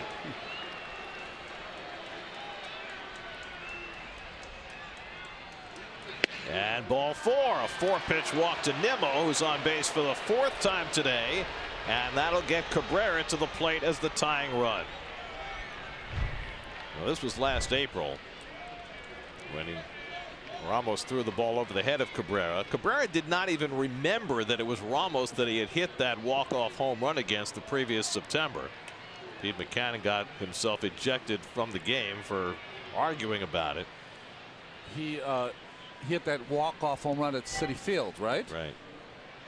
I remember he raised his hands up. It was a huge moment late in the season. Mets had for come the back Mets. several times in that game. They trailed. They were down to their final out. Cabrera hit the walk-off home run in extra innings and celebrated. And again, Cabrera, after Ramos threw the ball over his head, said, "I had no idea that that was the guy." And apparently nobody else did either, except for Ramos. That's right. So now they meet again. Cabrera got the Mets within a run with a double off the fence in right field in the 7th. He's 4 for 7 in this series. Here's the home run 2 years ago. 11th inning, 3-run ball. Deep right field. Big bat flip, which is what got Ramos's goat. Game winner. Hang with him. Tying run at the plate. Mets down to their final out, and a first pitch slider in for a strike.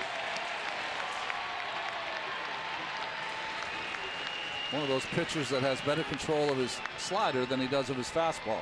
He throws his slider this year 58% of the time. Cespedes would be next. And Cabrera tops one foul, and it's 0-2. And now the Mets are down to their final strike.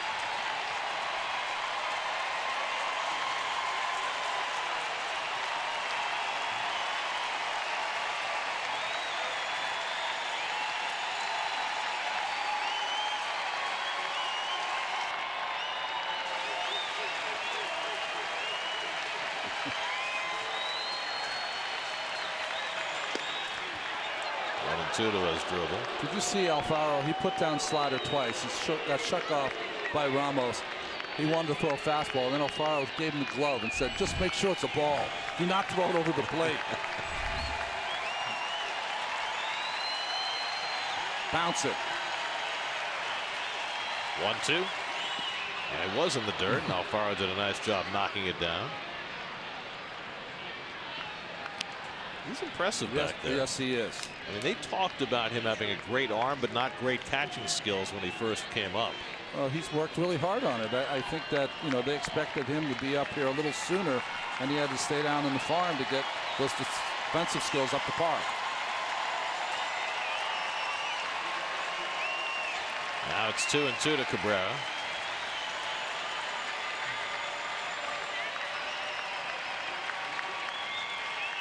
And Asdrubal takes the slider up and away. So after getting ahead, Ramos has run the count full with Cespedes looming on deck. They've got Neris ready in the bullpen if they want to pull the plug on Ramos. What'd you say, 58% of the time? 99% chance this will be a slider.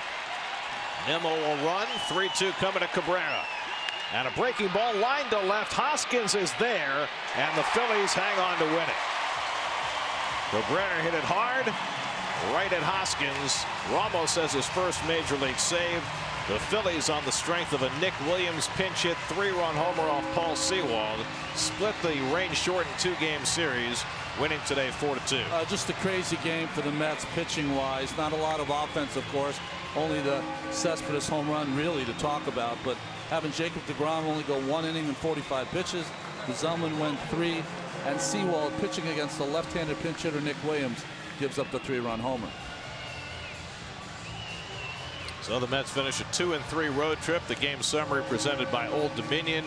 deGrom walked his first 3 hitters, worked out of first inning trouble, but 45 pitches coming off the disabled list was enough.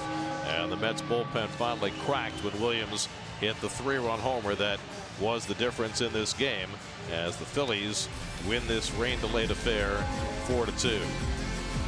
Split of the 2-game series. Mets will head home after this.